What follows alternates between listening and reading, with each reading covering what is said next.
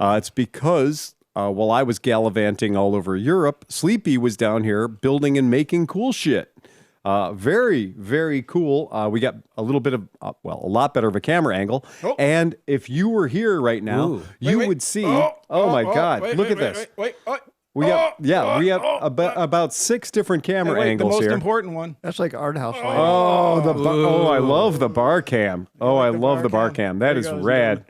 So for our listeners at home, people who haven't embraced the YouTube experience yet, Sleepy just has gone hog wild, or he's gone ham, as the kids say. Ham, yeah. He's gone absolute ham, and he has really upped our game dramatically. So we're going to have a much better product for everybody, hopefully, and we're going to be able to do a lot of cool stuff. We're going to be going to the AIM Expo on Tuesday, so we'll be out there. Sleepy, I'm sure, will be a man run amok. I'm going to also bring video camera and audio stuff as well, so we can get some interviews with people and get some cool, what the hell's going on in AIM Expo.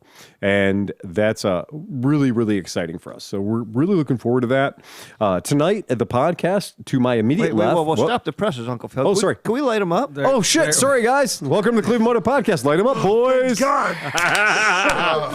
This new environment threw me all off.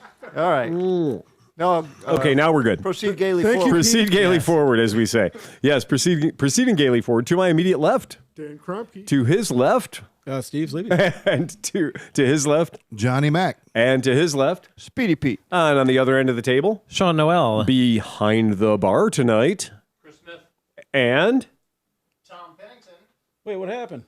Now you guys are dead. Wait. Hold on. Hold on. Talking. Wait. We can do this. Testing. We have the testing. technology. There he is. There he is. You there? They're back. They're back. They're back. They're back and better than ever. Can we just explain one thing? Yeah. If go we ahead. had a normal podcast, right. This is easy. Yeah, it's two microphones. But when you add 37 people to it makes everything harder. Having an 8-person podcast is no easy task. Having 8 microphones for anything is no easy task. But now, as of last night, with tests, yes, we are good for what we have, plus a Zoom caller with perfect audio and Zoom video, caller. And a phone caller. And a phone caller. At the same time. All at the same time. So we could have 10 operational experiences. All the things. Oh, that's amazing. Yes. That is outrageous. To let everyone know, the reason we haven't dropped anything for a little while is because I was gone for 13 days. And my wife and I, the lovely Dr. Waters, we went on our Christmas trip. This year we went to Rome. We did Rome. Then we took the Frecciarossa, the high-speed rail, from Rome down to Napoli, where we jumped on the Circumvesuviano, the tourist train, to go down to Sorrento. We were in Sorrento for Christmas proper. We did Sorrento for a few days. Then we went down to Salerno for a few days. Then we went to Matera, the city that's built right into the side of the mountains, where they filmed James Bond, No Time to Die, motorcycle chases, etc. They shot up that town. Really amazing town. It's the oldest occupied town in the world. Because people were living in the caves against the mountain, and the people have not moved. They're all still there. So that's pretty neat. Different effect, much higher rent now than it was when they were living on twigs and berries. Improvements. Many, like indoor running water and all the good shit that the Italians are known for. It was a really amazing trip, and we crammed as much as you could cram into 13 days. But I have an announcement today regarding the state of my soul. And we were able to, for people that don't know, I was baptized as a child. I was raised in my mom, dad had a Protestant household. My grandmother is Sicilian, and she was 100% Catholic. She was heavy into the indulgences and paying her way out of purgatory. True brick and mortar Catholic, Southern Italian Catholic. And so I was raised going to church at least 2 times a week, Protestant church with my mom and dad on Sunday, or my mom at least. And then Wednesday and sometimes Saturday night, Grandma dragged me along to Our Lady of Mount Carmel. My resume for religion is as follows. Baptized, check. Confirmed, check. First Holy Communion, check. CCD school, check. Catholic middle school, check. Acolyte, and altar boy. Those are my credentials in both the Protestant and the Catholic faith. No, you're just an altar caca. I'm an altar caca, yeah, at this point for sure. So one thing was happening while we were there, because the 23rd we spent the whole day at the Vatican. And the Vatican, as people know, is its own country. It has its own system. It has its own law enforcement. It has its own militia. The Vatican is kind of a wild thing. But St. Peter's Cathedral, the big one, the biggest in the world, has about 5 doors on the front of it. And the furthest door to the right is called the Holy Door. And the Holy Door gets plastered and concreted over, but for every 50 or 25 years when they have what's called the Jubilee. And the Jubilee is every 25 years, the Pope goes down and he takes a hammer and a chisel. Yeah. Yeah. And the Pope goes down and he hammers and chisels the door open, the door that's been sealed for 25 years. And they only do this on the years of the Jubilee, and they only do it for a couple of weeks. So it happened to be while we were there. And if you walk through, when they hammer and chisel the door open, there's a real door there. And when they open the door, yes, exactly. Yay, sound effects. If you open the door, if you walk through the door, you hear that sound. And all of your sins are forgiven. Nice. We got that going for us. What's that cost you? Well, what was funny is we happened Can you to time it? Can you do like a lot of sins at like 1 and then walk through it at 2:30? I asked. Oh, okay. Yes. And so because I need the facts, as deep in my soul, I'm a skeptic. Right. So going through it, we're on the tour, and everywhere our Vatican tour guide kept telling us, oh, it's a very important time because the Jubilee and the Holy Door is open. And we couldn't figure out when we got into the Vatican what this crazy line was. Why? In our tour, we got, paid the money for the Fast Pass. So we got the Vatican Fast Pass and, got to ride the big rides and got to smell the Pope Mobile, right? So we did, as we're walking through, we keep seeing this line of people that's extended for better part of a half mile. And our tour guide was like, well, that's for the Holy Door. That's for the Holy Door. Those people have traveled pilgrimage all the way here because regardless of anything else you do in the Catholic faith, if you walk through that door, all of your sins are forgiven. Do all your bad tattoos fall off and your piercings fall off? I have no idea. Like Again, sins. So, you got to know your sins, right? So we did the whole tour as one does. We did the entire Vatican tour, which is massive and went on for like 3.5 hours. By the time we got done with the Vatican tour, 10,000 plus steps, as we're leaving and things are settling down and they're getting ready for the big, night before Christmas Eve ceremonies, and they're putting out the massive nativity scene and the whole deal right in the middle of the square, we happened to notice that the line for the Holy Doors was down because they'd closed the place off. They'd shut the gates, and whoever was in was going to get in, and whoever wasn't. And so as we're walking past, Merritt and I looked at each other and said, well, that's the line for the Holy Door. And, they've got all the Swiss Guard are out there. Like, you're not allowed to take pictures of the Swiss Guard. You're not allowed to talk to the Swiss Guard. Kind of a big deal. But they were there, and the door was open. And so we walked over, and there were only about 25 people in front of us, and they're moving through because they all want to get into St. Peter's Basilica too, right? So as you go through, you put your hand on the Holy Door, these reliefs that are on the Holy Door, you touch the Holy Door to make sure that God knows you were there. It's checking in. And then you go through the door. And when you go through the door, you've had all your sins removed. It's the Vatican TSA. It is. And thanks to Kevin Smith and the movie Dogma, we all know that what happens on earth happens in heaven, right? So if it's good enough for the church on earth, it's obliged by and observed and followed by heaven. So we got that going for us, which is nice.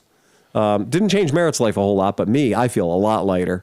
unburdened. A lot unburdened. Yeah, I thought you were going to say you rode a Vespa through it or something. Oh, This is no, gonna be a I mean- good story.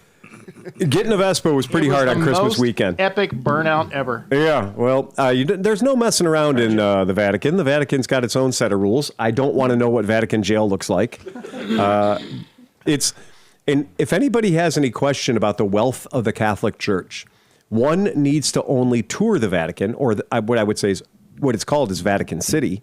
And because it's its own place, if you're going to Rome and you go to Vatican City, you have now been in 2 countries. Because they have their own everything, their own government, the whole deal. No, do you have to stamp your passport? That was the thing. I said, do they stamp passports? And they said, not anymore. Right. So I was like, okay, well, they don't stamp passports anymore, but we knew we were there.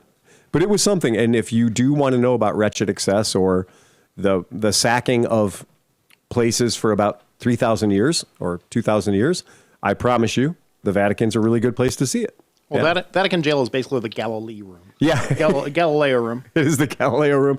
It's pretty different. As a non-practicing or as a person that was raised in a Catholic household, as a skeptic in my life right now, seeing that is a real, the joke is always, come to Jesus moment.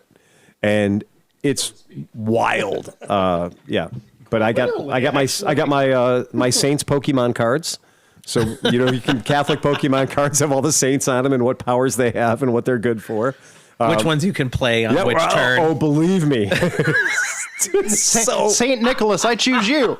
That's it. Yes, you guys are laughing. You guys are laughing, but I was raised in this. The power of drunkenness, go. Yeah. Well, no, they're all over my house in They are parts too. right. I get it. And Saint Patrick has used drink. yeah, as a kid, I had to know what they were for. And it was funny to get all those memories back walking through the Vatican.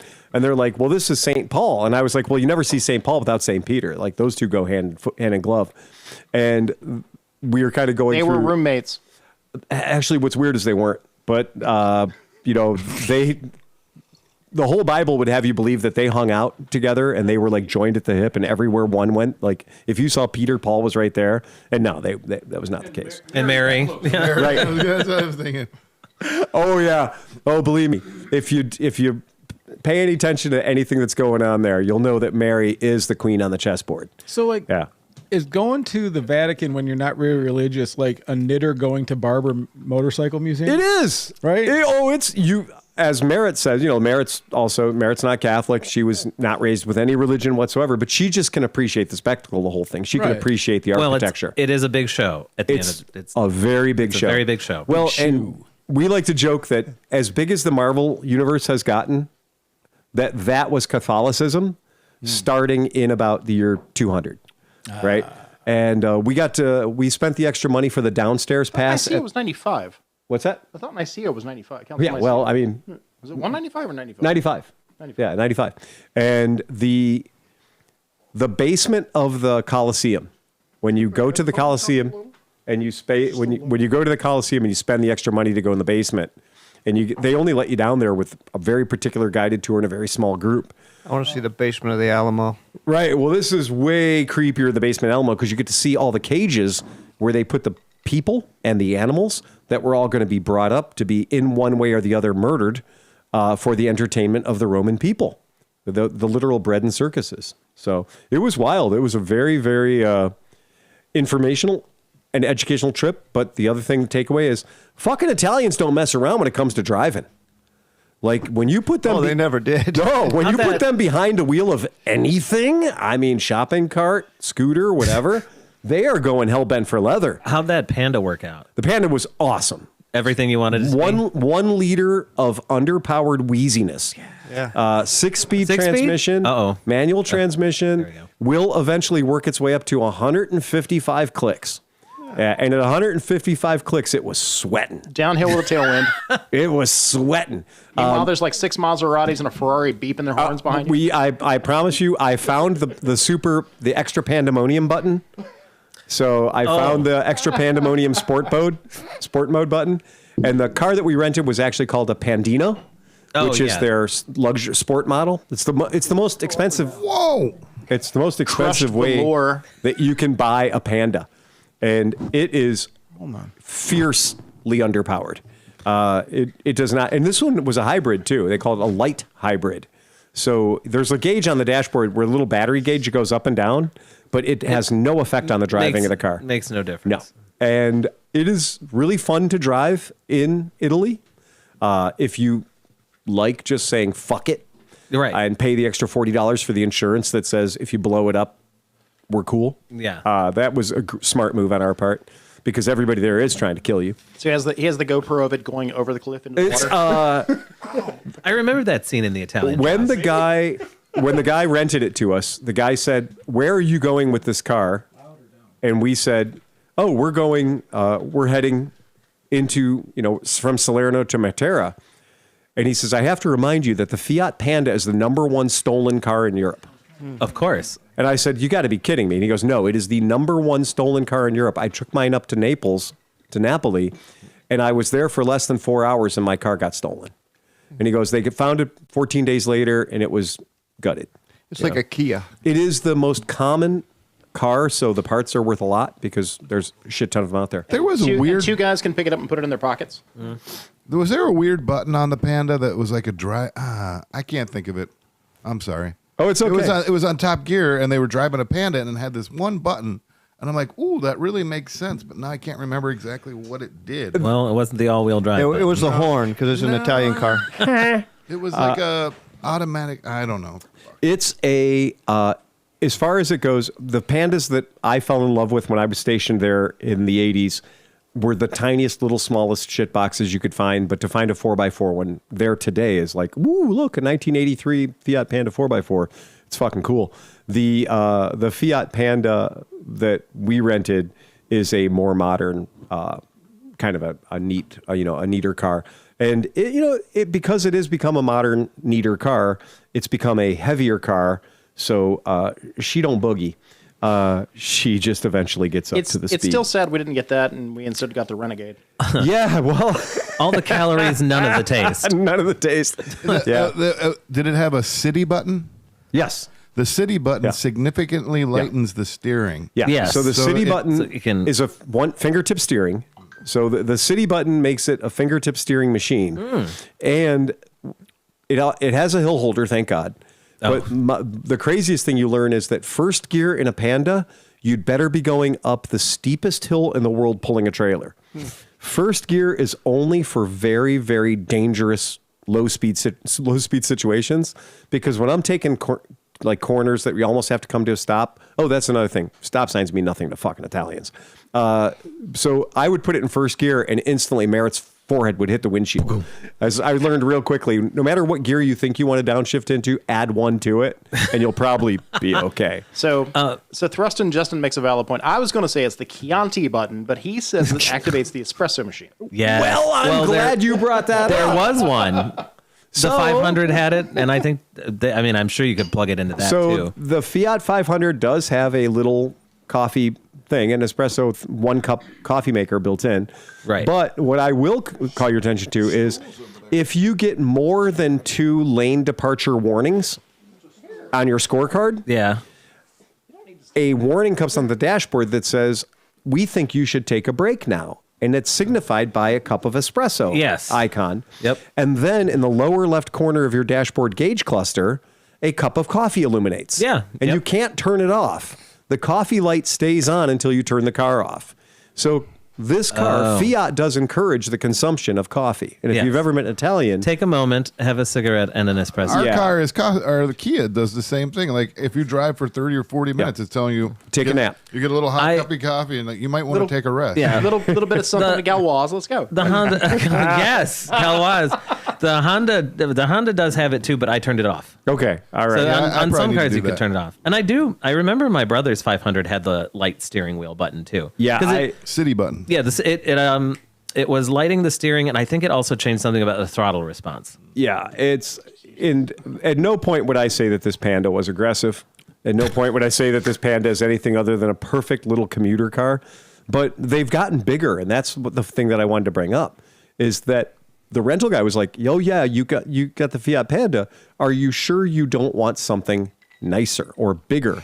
And I'm like, "No, fuck no. I don't want something nicer. I don't want something bigger. I want a Fiat Panda." How would you like a Cadillac Eldorado? Right, yeah. Just to Oh my drive around the There are Alps. F-150s there. Like there are Yeah. big cars there. There are things that shouldn't be there because they have a can Fiat buy Panda them. that goes in front of them with a yellow light that says wide load in front of Yeah, them. and every street that we went down was exactly one Panda wide. So getting a small car in Italy is a great idea. I mean, it's Yeah. not a bad mistake to make it. It is in my opinion, I think it's an excellent thing for the environment. So how much driving did you actually do? Do you know how many miles you put on the? We put about 500 on it, you know. And so what we did was we basically did a high-speed run from Salerno to Matera, which is on the other side of the boot. High speed, low drag. It was high-speed, low drag. And what I am happy to tell you is that I was able to hang with all the big boys, until you look in your rearview mirror. We used to joke when you lived in Europe, if you saw a BMW or Mercedes station wagon behind you, immediately slide back over to the right lane because you're about to get fucked. So what I can tell you now, though, is Volkswagens.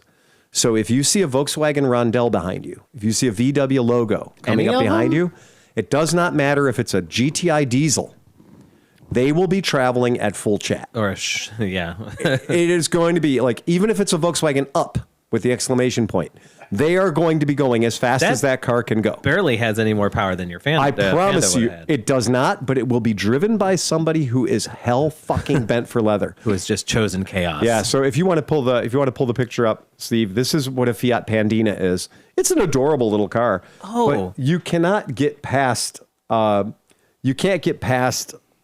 frequent, like, this is the fanciest car Fiat sells. So for the listeners at home, this is the fanciest Panda they sell. For the listeners at home, this literally looks like This is a shoe.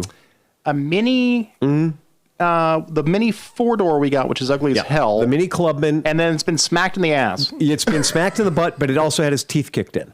I love it. I think it's sexy as fuck. All right. yeah, it's- I if mean- you love them, good, because there's a lot of them there, right? It could be a hell of a lot more unsexy. Oh, it could be. They have rubbed the Italian all over this Panda. Right. I like how the adventure world's got to it though, and now it has like adventure styled. Yes, lights. it Okay, does. Oh, so I this don't- is the Pandina. I don't know if it's This is the Pandina. This is their Pandina Cross. Like, this is their okay. off-road. I was gonna say Yeah. that it used to be just Panda Cross. Correct. So now it's just Pandina. Now it's Pandina. Okay. Yeah. So the Because Pandina. you never want is, an angry panda. the Pandina is the highest spec level. Right. So you get the Pandina, you get all the good shit, the good wheels and the good stuff. Yeah. It was just what showed up. I would have been happy had they brought me the base model. Did it have crankers? No. No. It Power had everything. Power. Okay. Power nice. everything. So at least they got that memo. As soon as I finally. turned the key on, it knew what kind of phone I had, and it did a much better job of finding my electronics than my Ford does. Yeah. So the Italian space program is safe. find my cafe. Fiat is in charge. And the six closest wine bars and the 4 Yeah. closest coffee shops. What I can promise Only you, one, though, only is- one bakery, though. It only Yeah. goes there. Yeah, it's 1 liter. We had to look the motor up because when I'm driving it, I was like, "Fuck, man." Oh, it's a multi-air, I bet, right? Yeah. Yeah, it's 1 liter. Yeah. Yeah, it's 1 liter. And it is not spicy. No. Yeah, it's not spicy. And like geared for the city, because that first gear is crazy low. I did a lot of driving with starting out in second gear just to minimize the violence. It was wild. But it was hilarious because when we got to, we grabbed it in Salerno and hauled ass for Matera. And the guy was like, "Well, you're going to Matera. You're going through the country. You're going to be in the countrysides. Be careful because once you get off the autostrada, the motostrada, the road gets pretty rough there." The guy was super well informed. We jumped off the motostrada, autostrada, and it looked as though there was an active volcano under the road we were on because it was just humps and like off camber shit. It was Right. bonkers. Well, luckily you had the Pandina. Luckily, Cross. we had the Pandina Cross. were Absolutely, equipped. we were set for it. It was great. How much suspension travel did it have? 0. Yeah, absolutely 0. Cobblestones. Yeah, cobblestones. You felt every one of them. You could name every cobblestone. But it was, I mean, as far as car goes, it's a pretty goddamn good car. But it's still a Fiat, so it's not going to last long. What is hilarious, though, is when you're traveling along and you see a 1980 Oh, Fiat yeah. Panda, The old babe. just a square. Box. Just a fucking square. Yep. And then on the back of it, somebody had bolted, well, bolting's a strong word, tied with rope and bolts, a box that's about 3 feet long, as wide as a Fiat Panda, which is about 5.5 feet wide. And it had all these vents like cut into it, like vents screwed into it with drywall screws and stuff. And we were kind of in the country. Air conditioning? At first, I was like, it's got to be an AC I'm gonna unit say or something chickens. hanging up. Chickens or goats. You're right. It was livestock. It was fucking livestock. So they had put a trunk, like a Model A would have a trunk on the back of it. They'd built their own trunk out of wood, put lights to it and the whole deal, rigged it in a very workmanlike manner. And I realized when we went by the side, there's chicken wire mesh on the side, and I looked and it was full of fucking chickens. And they probably had 25 or 30 chickens inside this box, and they were hauling ass to market. Do you think my wife could have made it there and back without me noticing Man. her? Well, I was wondering how many years the chickens had to be in the cars before somebody forced them to put a box on the back bumper for the chickens. Yeah. But it is Italy's fucking amazing. But, you know, it's one of those, we had been to the north of Italy and stuff prior to this. And so for us, going to Rome was a big deal. And then going in the wintertime is the best time because it never dropped below like 50 degrees. So the whole time we were there, it was between 50 and 60. And I brought all the wrong clothes. So like I got there, I had to definitely trim down my, what I was wearing every single day because we were walking 20,000. Our biggest day, we did 23,000 steps. Well, going less is always easier. Because you have your birthday suit. Yeah, right. But you can't, if you didn't bring enough, then you're fucked. It was Italy, so he was down to the Speedo, and there's that got a little normal, actually. There's a thing called the Cita Bus, and the Cita Bus runs down the Amalfi Coast on those roads that nobody should ever go down unless you're on two wheels. But the Cita Bus does it in a goddamn bus. And the bus was a 60 capacity bus, and there were about 85 motherfuckers on it. So the aisles were full front from the windshield all the way back to the back, and all the seats as well. And it's the tourist bus that takes you down through all the different cities on the Amalfi Coast. It's actually kind of amazing. The crazy thing, though, is these roads are super fucking narrow. So a Cita bus and a smart car can't share a single turn ever at the same time. So if you're coming the other way, the buses have dual tone horns and they will play a code. So I was watching our bus driver and he was like, bop, bop, bop, bop, bop, bop. Well, that means it's a blind corner and I'm coming through. So if you hear the bop, bop, bop, and you realize that you don't see a bus in your line of fight, that you're about to see one. And if you're a fucking pedestrian walking along, are we situated Tanuki? Oh, is it? Oh. Tanuki. Our bus driver hit about 4 pedestrians, but he hit them in the nicest way possible. Like just kind of nudged right up to him and just hit him with the corner of the bus enough to be like, hey, you're not supposed to be here. Move it. And every time we would stop, because there are occasionally lights that tell you you're not allowed to proceed around this blind corner on the edge of the mountain with a 700-foot drop to the water. You're not allowed to proceed because we put a traffic control device, which means somebody's proceeding the other way. When we did that, every motorcycle on the planet and every scooter on the planet filters around both sides of the bus and goes in front of the bus's nose at an angle. So whatever bus is whipping around the other corner, they know that they won't get hit. Most of them. Occasionally there's the tourist guy on the BMW that doesn't know that passing the bus is fine, but you have to get all the way to the curb when you do it so that you're in the shadow of the bus and the other bus can't hit you. Merritt and I watched a Cita bus come around and hit the cases of a BMW motorcycle. Again, as soft as humanly possible. But he did it to literally nudge the guy on the motorcycle back 6 inches. And he used his bus full of people to nudge a motorcycle 6 inches. Use what you got. Fucking amazing. And that's when we just became like, okay, the Cita bus drivers are gods. They're just gods of the road because they're just owning it. Nobody could drive better than them. If only the horn tones played like funicularly. Yeah, well, but their system of different codes really is pretty clever. If you live there, you know it. Right. Say the world. It took a second. It was rattling around in my brain. And I'm like, what is? I'm like, oh, I know so that do song. I. Yeah. It was cool. Great trip. Would anyone like to guess what the number one most popular two-wheeled vehicle in Italy is based on my experience of the 8 cities I went through? I'm going to guess it's not Italian. Well, we'll throw it out there. We got it as the Honda SH150i when it was here. But I don't know if it's still the same thing. It is not. And it will kind of fucking surprise you. And yay for Italy. Anyone? Is it not a Liberty? It's the Liberty. It's the Liberty. It did come back up. The Liberty is... The Liberty is the working man. The Liberty is the working... She's doing the work. Working man's That was the bike. thing, is the SH150 was the big-wheeled Honda. And it's made... the one we got was made in Italy. Well, it was literally made Honda in Italy. made them in and Italy shipped to over. avoid the tariffs. Yeah, right. So Sure. For a while, the SH150 was definitely the king of the Wow. game. And the Liberties are They're fucking taking it back. everywhere. And the Italian Post uses Liberties that are set up with a front I rack and a box told on the you back. that was the best deal in bikes. Best deal in the world. Best deal. Best deal. So Liberties are amazing there. Everybody has them. I hope my younger brother is listening. We saw some fucking shit. So like Yamaha makes a 3-wheel scooter. Kimco makes a 3-wheeled scooter. Piaggio obviously makes a 3-wheeled scooter. Is 3-wheeled still real hot? 2 in the front, 1 in the back. No, it's not hot, but they're way more than there are here. Sure. And when you see them, the people that are driving them are sad because because they have a scooter, but they can't go in all the scootery places. They're randomly hit by buses also. Yeah. So It just nudges them back 6 inches. So there were probably more Honda Silverwings, which is now getting long in the tooth. You know, that's a 20-year-old bike now. I saw so many Honda Silverwings, but the Super Cruise, the Super Maxi scooters, right? The Mega Maxis. The Bergmans. Bergmans. Did not see a single Bergman 600, saw one Bergman 400. Okay. What about the Bevy? So Beverleys are everywhere, including...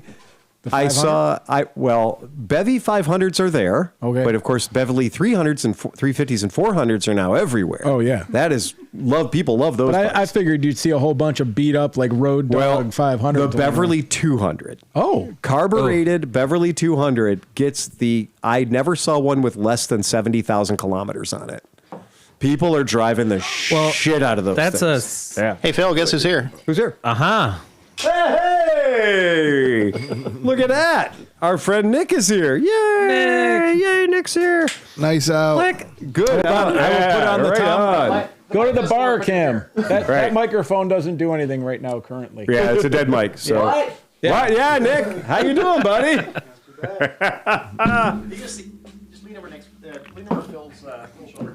Right. If Nick wants to talk, he's going to share the microphone with me a little bit. I didn't see you guys there. We moved the whole podcast setup, Nick, while you were gone. Sean, can you go over and do Nick's hair up a little bit? Talking more? about- What are you talking about? It looks great. Very good flop. I thought you'd say that. It does. So I'm definitely going to have to go back because every single time I told Merritt, I was like, we got to go get a bike right now. Yeah, I was going to ask, did you ever get any seat time? Because I know So you talked here's about the it. problem is I really had every intention in starting because of the days we were there, which is the Christmas holiday.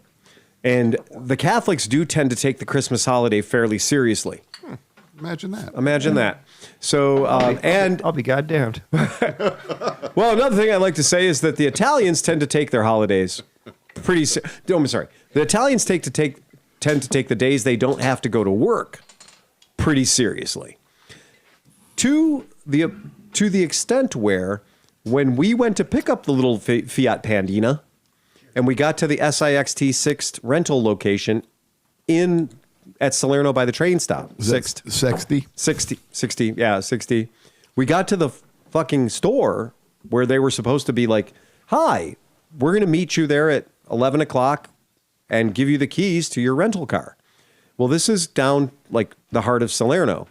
So the storefront is pretty fucking small, and they go run and go get the cars from a parking garage several blocks away and bring the car to you, and they triple park the car in front of the store while you are shoved into the car and told to fuck right off, and you're trying to take pictures of the car looking for damage, and they're like, we don't play that here. Get the fucking thing go. Right? It's not like an American It's car been rental experience. It's been hit by a bus so many times. We don't Oh, man. So we got there and the door was locked. So the doors were closed. There's nobody in there and the lights aren't on. So I was like, oh, that's fucking weird. So there's a phone number on the taped to a piece of paper. So I'm like, okay, guy's on his coffee break or whatever. It's 11 o'clock. Who knows? So, and they like to take the middle of the day from about 2 p.m. to about 6:30 or 7 o'clock. They take that part of the day off. And the restaurant's open at about 7:30. And then they're open till about 11. So somehow an Italian restaurant can stay open, being only open for 4 hours a day. And they're not in any hurry to get you out of there because a meal in Italy lasts about 4 hours.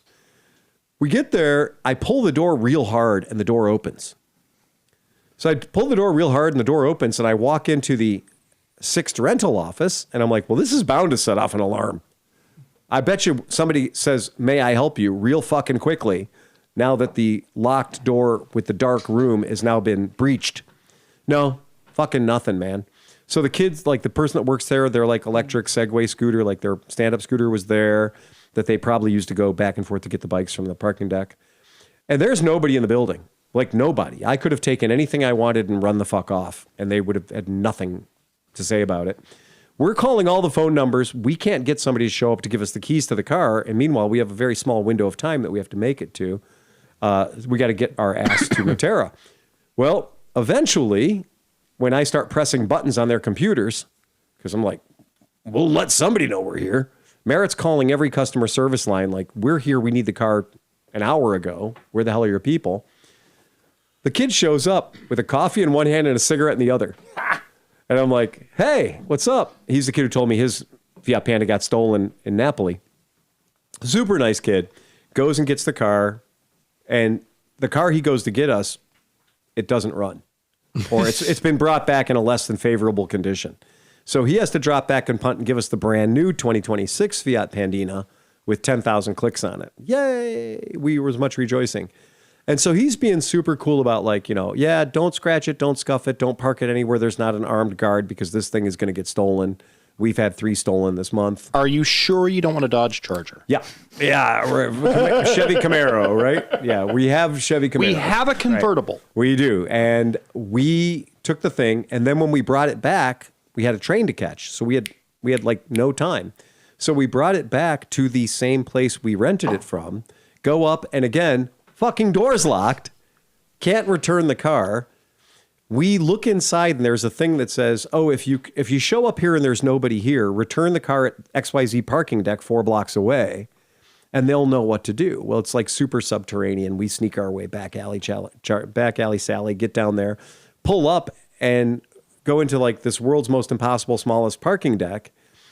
And only a Fiat Panda will fit in there. And I'm like, 6th auto return. And he goes, see, come outside, like, get in here. Like, okay, great. So we pull in, and I'm like, paperwork, anything else? He's like, andiamo. Get the fuck out of here, right? And I was like, you're shitting me, And right? another Panda's been stolen. Right. And I'm like, you got to be fucking kidding me. There is no way that I'm leaving. Weirdly, he answered in Russian. So I And made it's now in Croatian. It's weird. So I made the guy stand next to the car, right? Merritt's standing next to him, holding the rental contract in her hand with the keys.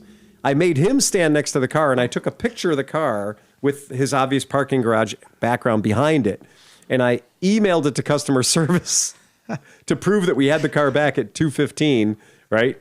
Because fuck them. You're like on your watch, like, Oh yeah, like the whole deal, right? Dude sitting like a block and a half away with like a chocolate croissant, a little cuppa, and a Well, we're on the freaking Frecciarossa on our way to Rome at 186 miles an hour, and my phone is exploding from SIXT because now it's 5 p.m. and we're supposed to return the car before 5 p.m.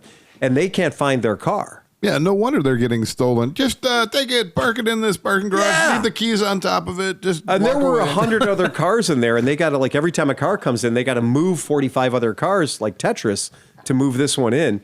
And the guy wrote the word 6th on a yellow Post-it note and stuck it to the windshield when we dropped it off. And I was like, not one molecule of paperwork was done. Not one computer or hand-powered device was waved anywhere near this car. I told Merritt, they don't know that car. They have no idea where that car is. And then I looked at our rental contract, and the license plate on our rental contract was different than the car we had. Oopsies. And I was like, fucking Italians. And so when we got to Rome and I was able, and this is, by the way, this is New Year's Eve at this point. And it's New Year's Eve, which, again, did I mention the holidays? I'm on the horn with somebody in Germany at 6th Auto Rental. And I'm like, look, I sent you pictures. That car is there. It's at their spot. When we picked it up, there was nobody there. When we dropped it off, there was nobody there. And the person on the phone just went, yes, this is what happens in Italy. And you could tell they'd had enough of it. You were just like, okay, we weren't the first ones. Yeah. It was fucking sketch. But yeah, it was really renting a car in Italy. Take pictures of the cocksucker, every angle, take pictures of the odometer, take pictures of everything. And then when you return it, the same thing, do a complete fucking profile for the car. Honestly, would be inclined to do it here just as well Yeah. sometimes now. So Sean, Yeah. your mom's in the chat. Oh, yes. I saw. There you go. She was there. Great. Hi, Mom. Super cool. So most popular motorcycle that we saw on the roads in Italy. Not anymore. Anyone like to gather or anybody like to make a guess? Motorcycle meaning, and I'm just going to say, for the sake of this discussion, it'll be something over 400 cc's. Anyone like to? Moto Is- Guzzi. He nailed it. Is she? We saw more Moto Guzzi V7s significantly more Moto Oh, Guzzi V7s. I'm rebodying the V85 as the police bike. I've always wanted the V35, but we saw 3 different police departments that were on V85s, on V85 TTs. Okay. 3 different departments, and they were just fucking moving, like zipping, zagging in and out of stuff. No fucks given. Bobby Smith is actually repainting his like the police bike. They're super cool, and the Cabannieris, like they're all like fashion designer shit, like Louis Vuitton or whatever, like Prada cop gear. Yeah, the whole deal. It was something to see that many V7s being used every day by everybody in every fucking permutation. Are they being like loaded down with anything? Or are they just like They're just street bikes. They're just street bikes. They're just street bikes. They're not set up for touring. They're just daily drivers. just No chicken coops? No, you know what? No chicken coops on the back, but What years were they, would you guess? Like newer or older? 2009 and newer. 2009 and newer. okay. If you're riding a vintage motorcycle in Rome, Sorrento, Salerno, if you're riding a vintage motorcycle or a vintage scooter, you make everybody super happy.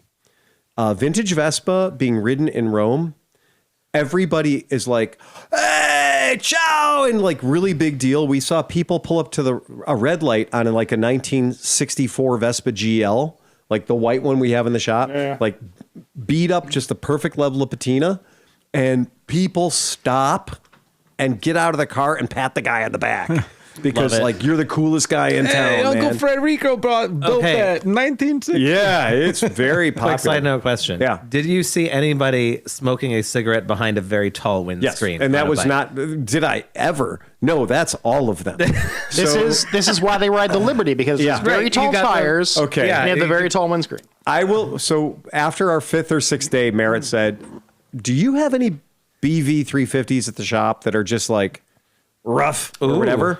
And I was like, "I think we do have one at the shop that's pretty rough."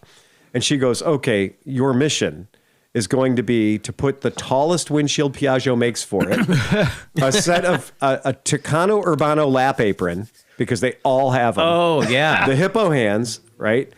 And a GV box on the back.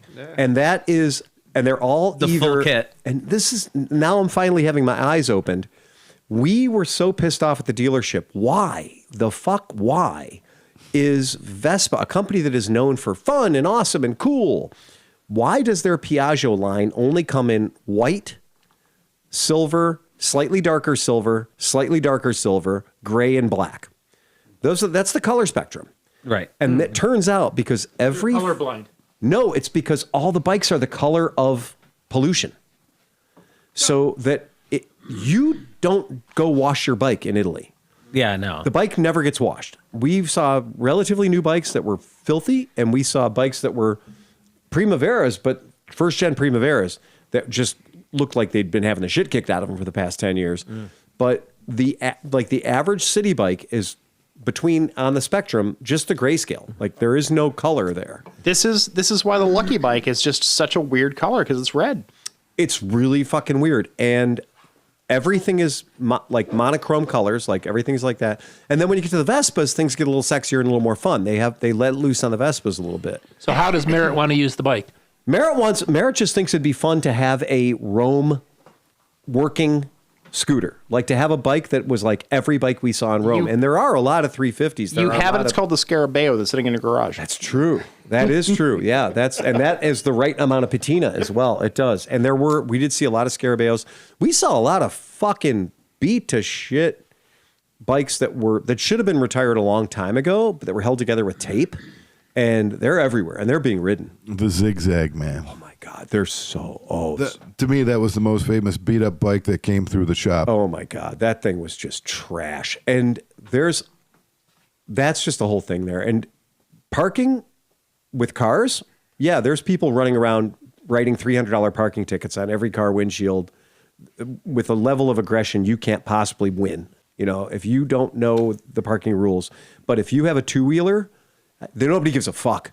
You can park it anywhere. You can park a two-wheeler anywhere in the fucking city. Nobody gives a shit. Find somebody else breaking the law and pull right in next to them, And now there's 2 people breaking the law. And what are they going to do about that? They triple park on the side of the road where you're like, oh, that bike's going to get hit. We saw a cherry Vespa Rally 200 that was beautiful. I mean, a gorgeous bike. And it was parked, it was no shit, triple parked against the curb, begging to get hit by a bus. And we watched the bus pull up to it, and I told Merritt, I was like, that thing's just going to, that bus is going to punt that thing into the next fucking world. And the bus stopped, and the bus made the car coming the other way get out of the way so the bus could go around the Rally 200. Because there's like that level of respect for old, and if you've got a Cinquecento or an old baby Fiat, like if you've got an old Fiat 500, yeah, you own that place.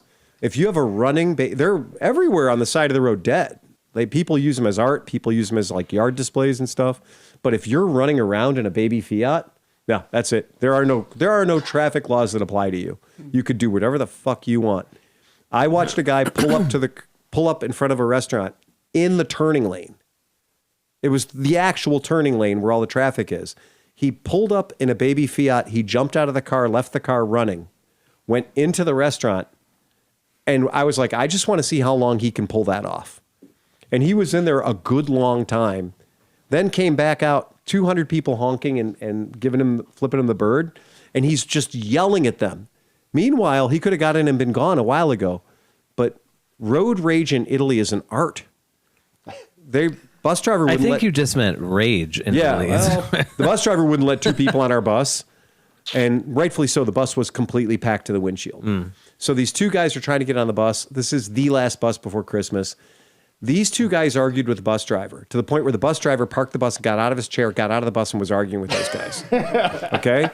And that bus driver was like, he's committed. He's going to win. The bus driver has all the power in the world. He has the keys to the bus. He's not going to let these 2 guys on. 3 minutes later, he's letting the 2 guys on, and they are best friends. And they were screaming and yelling and pushing on each other and the whole deal.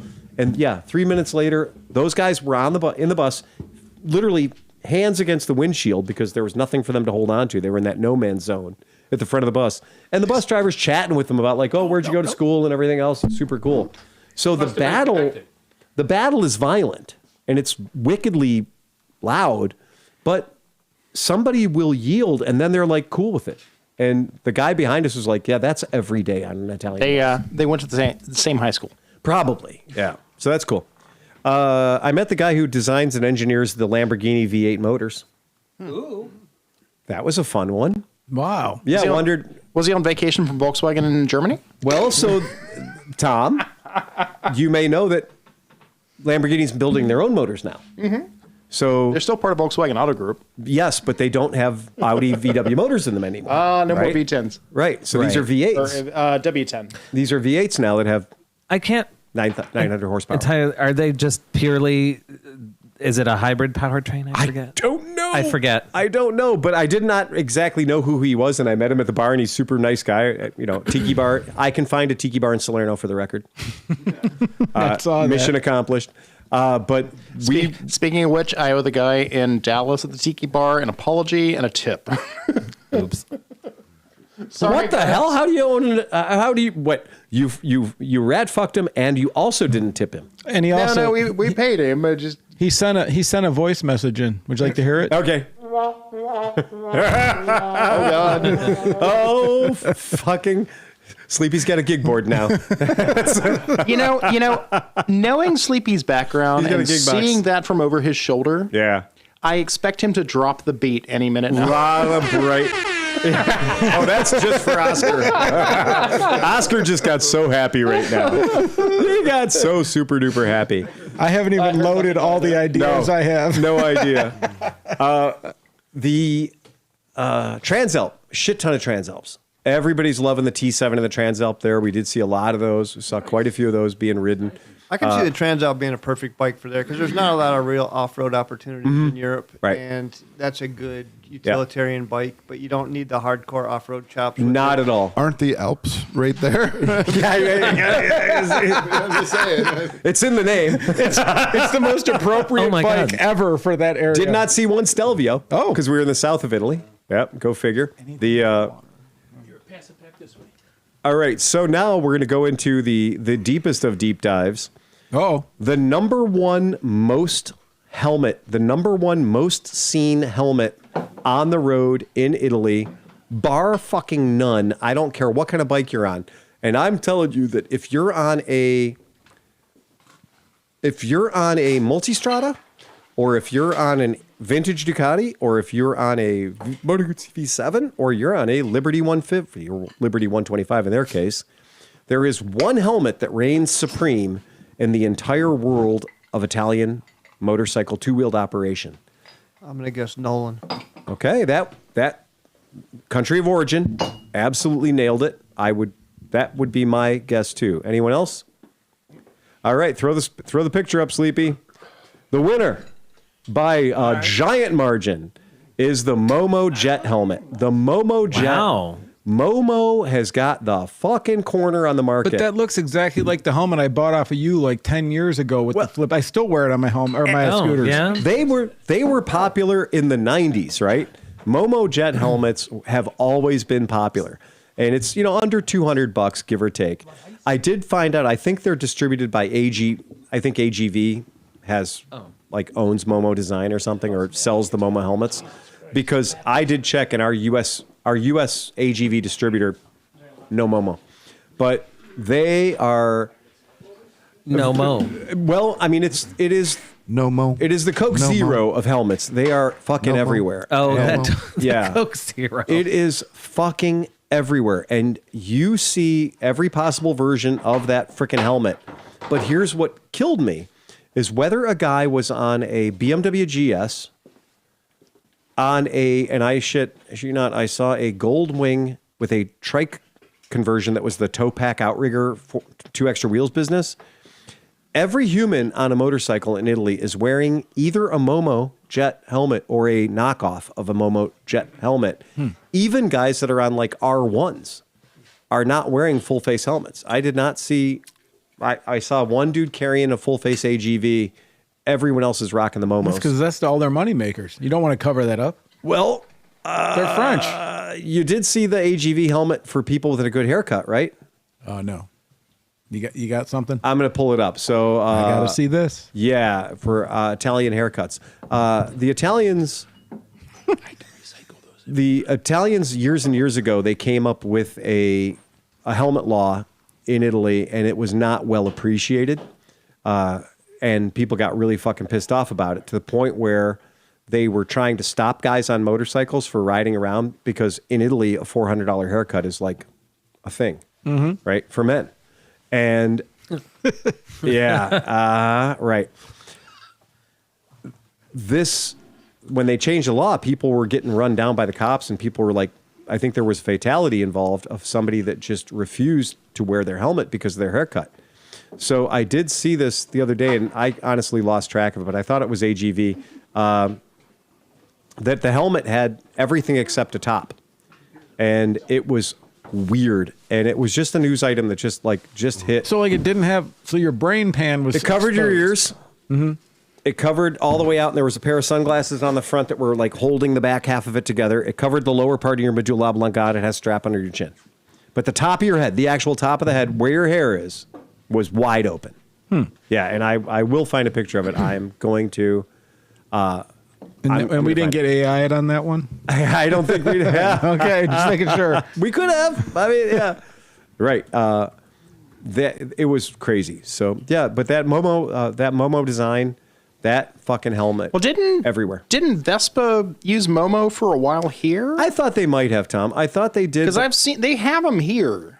Yeah, I think they might had have. them. Yeah, we've had a problem with some of the Vespa helmets not being DOT approved. So they're approved for whatever the European standards are, but they're not for the U.S. and that's been a problem. Well, that's because they're leather wrapped half shell helmets that are kind of like barely legal. Right.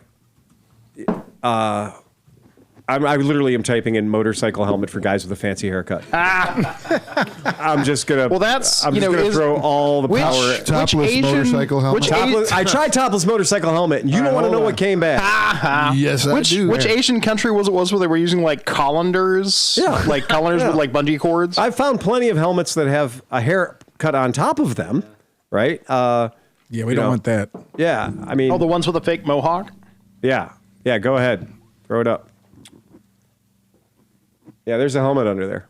Oh. Yeah. Oh, so you just put a wig on your helmet? Put a wig on your helmet. It looks, it literally looks like somebody Here, put a there you go. toupee. Oh, Oh, that. no. I want that one. Yeah, right. whoa. Yeah. So it is for the players at home. It literally is a dude with a beard, like That dude, that is a stomp, clap, hey band front fucking front singer.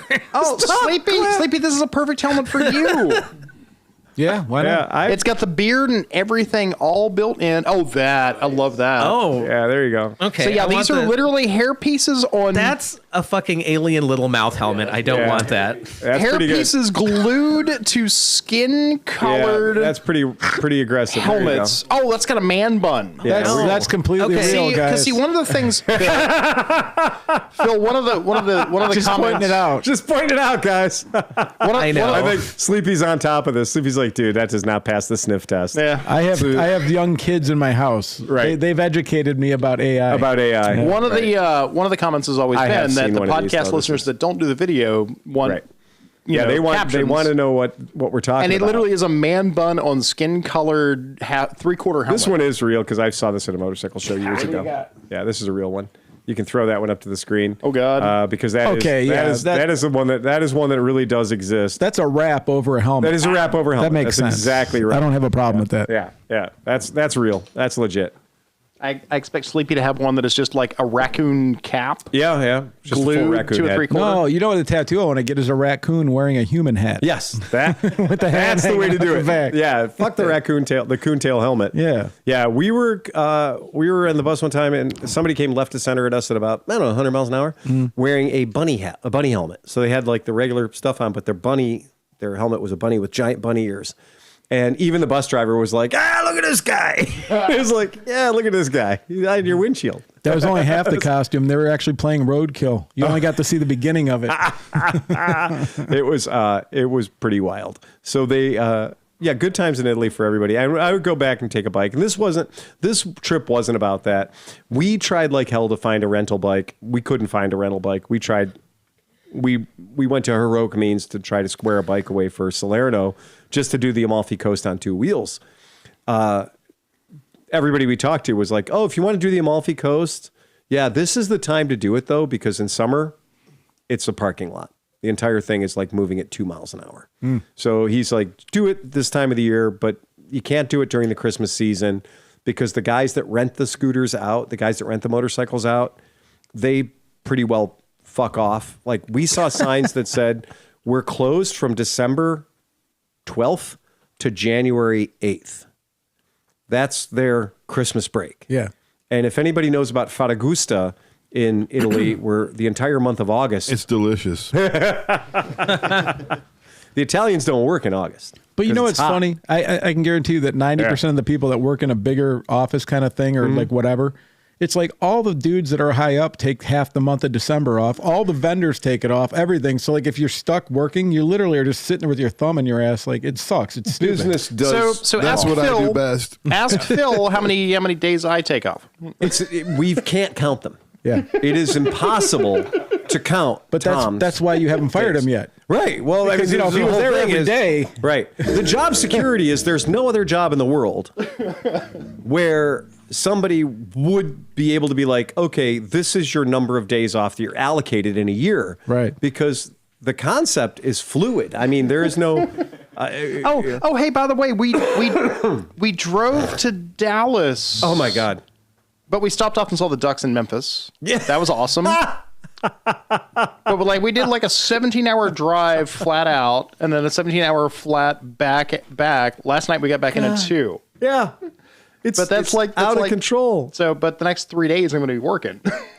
Oh yeah. Yeah. That sounds rough. What are you, a fireman? I mean, I literally was in the Silver Suites in the AT&T Stadium in Dallas at the Like yesterday. yeah, yesterday.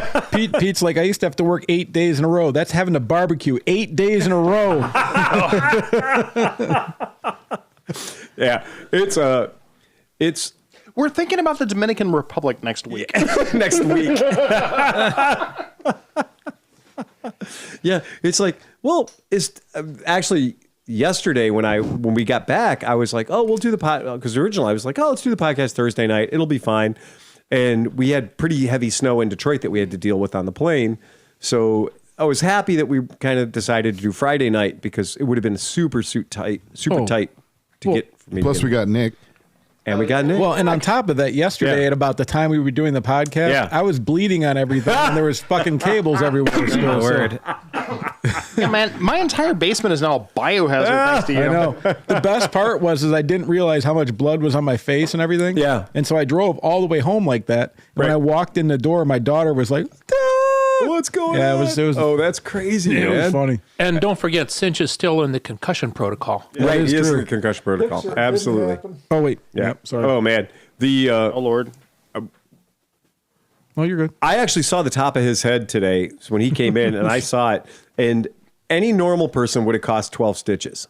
No, dude, that's fine. But Sleepy's just like, walk it off. No, it's funny. It's just brain damage. I couldn't find anything down here, so I had toilet paper. Yeah. So I just kept smashing toilet paper into it till Yeah. it stopped bleeding, and then I put my hat back on. And wait, I left it like that all last night. Yeah. So I slept in it with my hat on. Oh, you did? Because it kept all the blood in. Oh, my God. And so then it was dry when I woke up, and I worked this morning, and then Right. finally I had to do something this afternoon, and like I took a shower before I did it. Yeah. It just fucking looked Oh, like yeah. Carrie, dude. It had to be. Yeah. I, mean, There is duct tape down here. I was going to say, Which poll did you do? What? No, you just see, go the Maxi Pad Mohawk.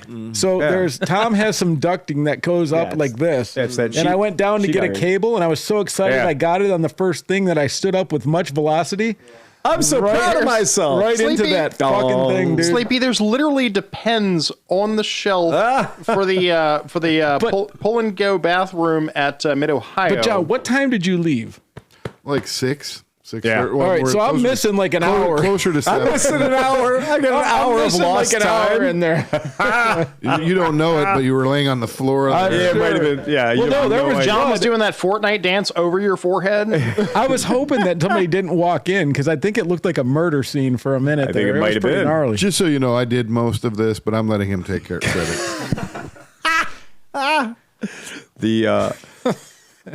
There's Most of the important stuff. Oh God. So I don't know if you guys know this. If you like MotoGP, MotoGP champion Marc Marquez Yeah. and his partner Gemma, they have done something I think is pretty fucking cool. Out of his own pocket, they are covering 680,000 euros of school children meal support in districts in Catalonia, Aragon, Valencia, and Andalusia, Spain. So these kids that don't have enough food to eat in those areas that are having a hard time, they're having unpaid, they have these unpaid food balances for over 100 public schools. 8,500 children are going to be fed now, thanks to a motorcycle GP racer that's stepping up in the neighborhood of, in American dollars, that's about $800,000. That's really cool. And I just wanted to bring attention to that because we see a lot of people have a lot of money that don't really spread it around a little bit. I'm under the impression Spain's kind of taking it hard. They're taking it hard. I know even, years ago there were like abandoned cities and stuff like that. Yeah, Like there's a lot of places there that aren't doing great. I mean, there are a lot of places here that aren't doing great. But I just wanted to say that this, Marc Marquez, if you follow MotoGP racing, love him or hate him, the guy's a great rider. The guy's a fantastic rider. Really is. I think that doing this is a really powerful move for a guy that's doing well for himself, and for him to say, "This is what I'm doing. Is I'm going to feed some kids." And feeding a lot of kids too, by the way. This is nice. I mean, the whole idea of this program. And I love he does the interview from his hospital bed because he pretty bad get off. But but this is pretty rad. Kind of a thing that I hope that other stars, I hope that other people that are good at things and get paid a lot of money to do it. I think that's great. If we can do that, put some money to feed some kids. And you think about it, man, like how much money do people need? Like, you know what I mean? I don't make that much money, and I don't I don't need much more in my like stuff wise. You know, like if I had $1 billion, I'd fucking hook everybody up. And I think that's really a good thing. Yeah. I think that generosity is really cool. That's pretty neat. That's cool. We dig that. So really neat that he did that. And it wasn't the kind of thing, he didn't do it in front of 50 TV cameras or anything else. He just did it. That's what makes it super cool. Yeah, it is. Because there's always like ulterior motive when you see a dude stand up in front of a bunch of people and they're like, taking pictures and things. And like, Right. we're donating this.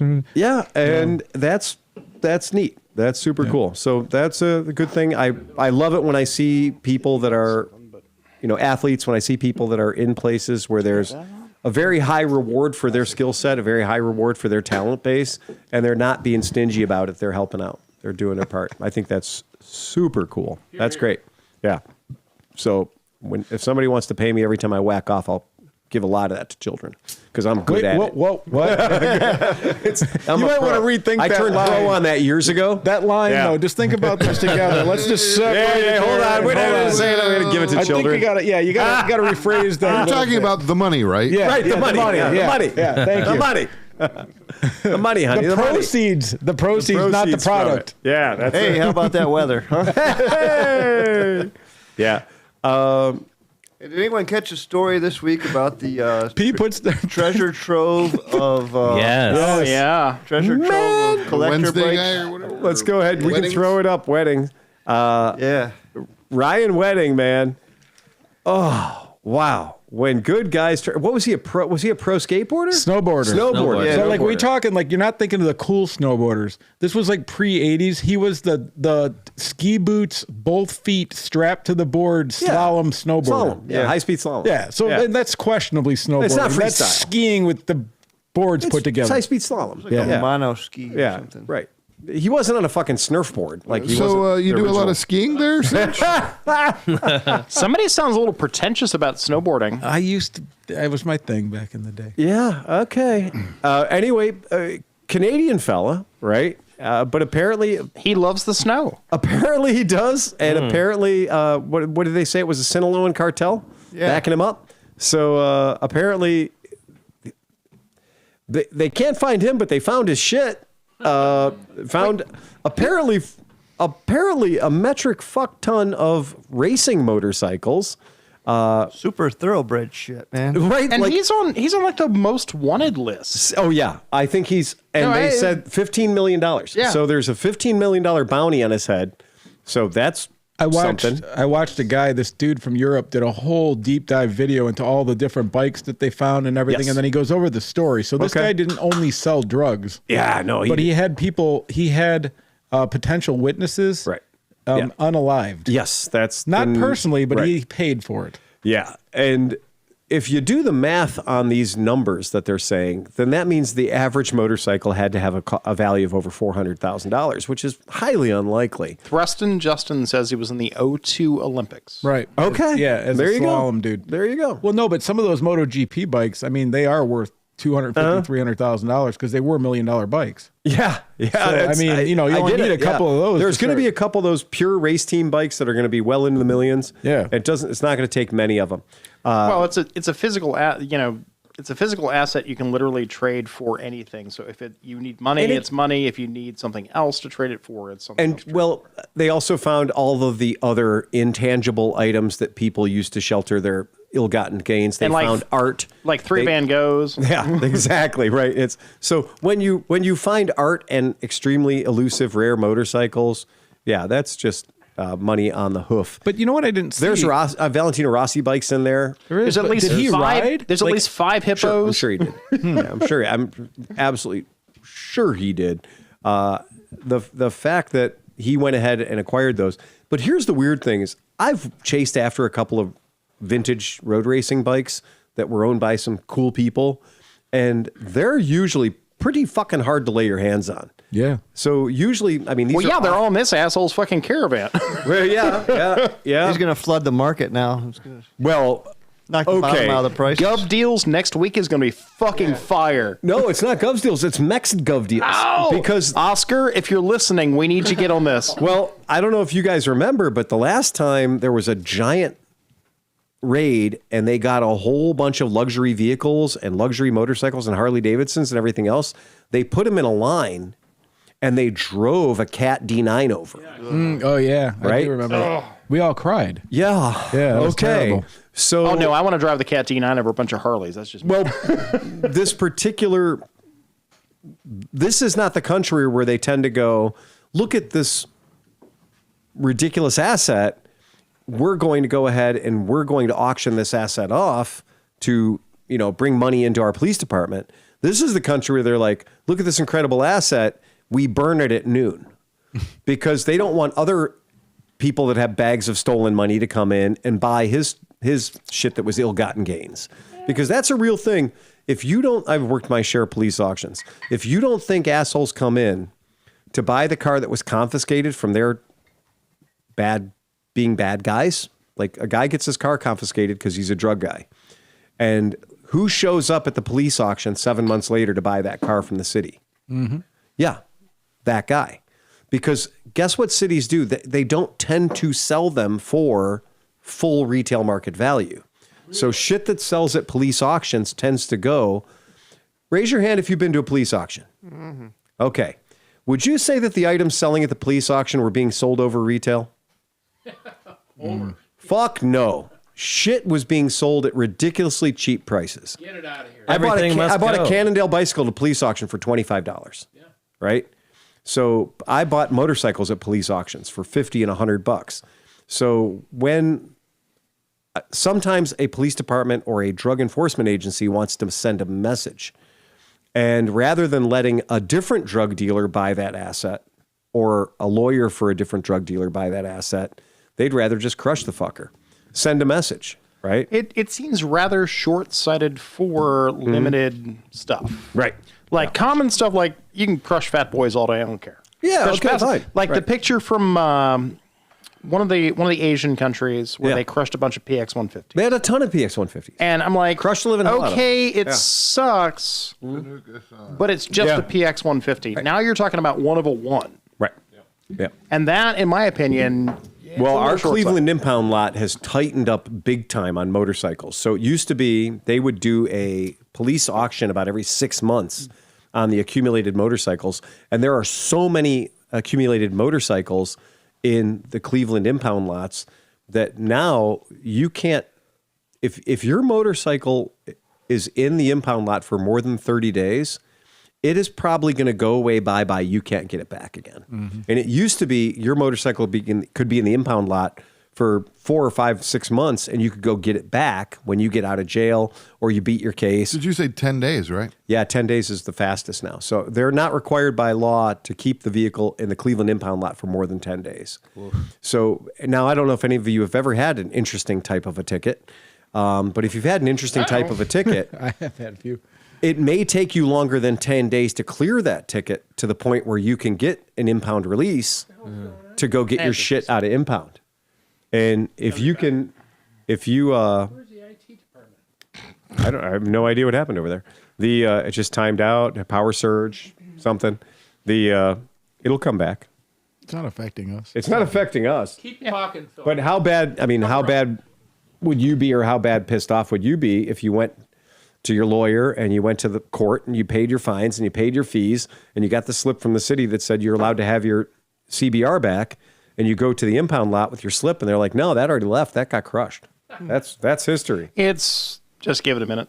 Yep. No, you can't do shit. It's fine. It may be dead. No, it's good. No, it's Alexa, the power. Wait, no, never mind. It's the power. Well, So- I said that TV is about 10 years old, so if it... Oh, there it goes. It comes back. There you There go. was a guy when you go. I went up to Chicago and sold some bikes. Yeah. This is back on like treasure troves of bikes. Yeah. And he had the most amazing collection of 60s vintage Honda race bikes. Yeah. Like TDs, TR, Ooh. like, Yeah. like, oh, and like not just like, he had racks, like, Right. up to the ceiling. The whole place was like, he's like, yeah, I built this $1 million warehouse to put my collection. Yeah. And I'm like, huh? Just have his bikes in.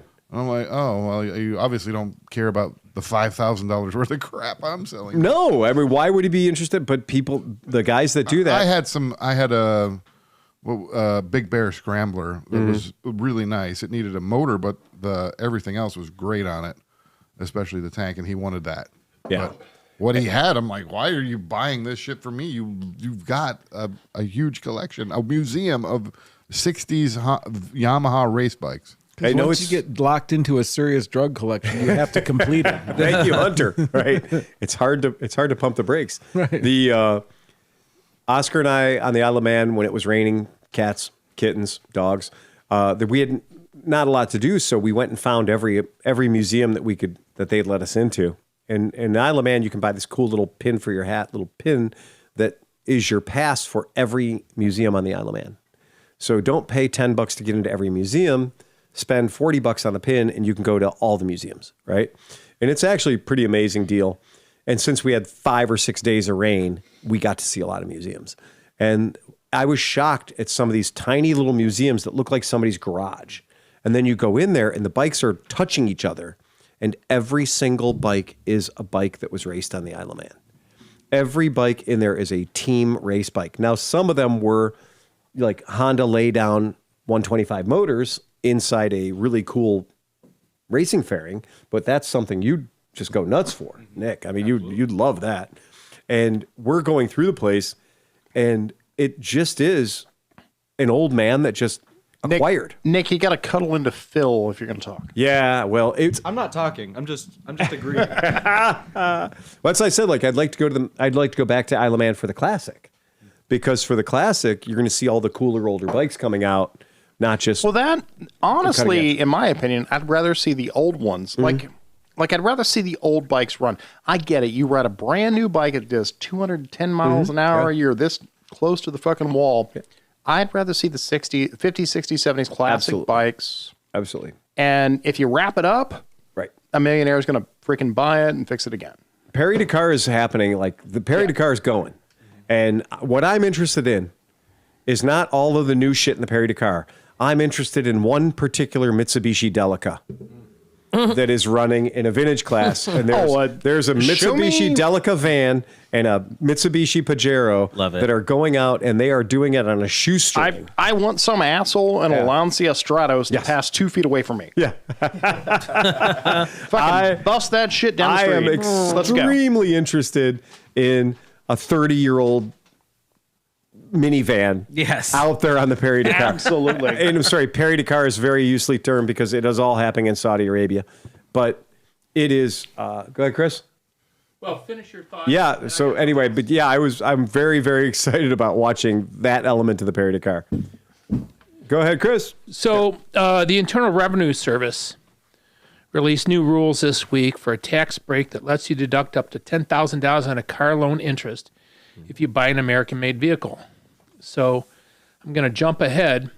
Vehicles that qualify for deductions must be brand new, not used, must be built in the United States, must be a car, minivan, SUV, pickup, or motorcycle. Right. Must weigh less than 14,000 pounds. So for people that are in the business of having motorcycle dealerships, this might be a nice little addition when people are walking in to say, hey, how can I save some money on the vehicle that I'm going to buy if I'm going to finance it? There you go. Yeah, and that is a big thing for anybody who's purchasing a vehicle right now. When you consider how much your interest is on a loan, we talked about that in some prior about some other podcasts about, like, be careful with your numbers, boys. If you're paying 4.9% interest, that's not 5 pennies on every dollar. By the time you own the end of the vehicle, you're not going to like, oh, look, I bought my $10,000 vehicle and there's my $500 worth of interest. No, that's not how that works. You're going to pay a little more than that. So interest is a big, big pile of money. And on a $10,000 or $11,000 motorcycle, and the trick is, keep in mind that all your interest is tax deductible. Okay. So be careful how you do your taxes, but it is better than a swift kick in the dick. It is a thing that's real. So your lender is going to send you a form that's going to tell you how much tax interest you've paid, so that you can move off to your accountant and make sure that you get the credit on that for your taxes. Exactly. Yeah. That's the public service announcement. Well, for the and day. if you're looking at buying a Janus, or you're looking at buying a Harley Davidson, or you're looking at buying another American-made vehicle, look at that. You can buy it. Yeah, they're in the same price They're in the range. same price point. Speedy Pete bought a Volkswagen camper van. The last year they were sold in the United States, which was 2003. Oh, The really? Eurovan. A Eurovan. Eurovan. Yeah, MV? what's that? Was it an MV? It was a weekender. Nice. Yeah.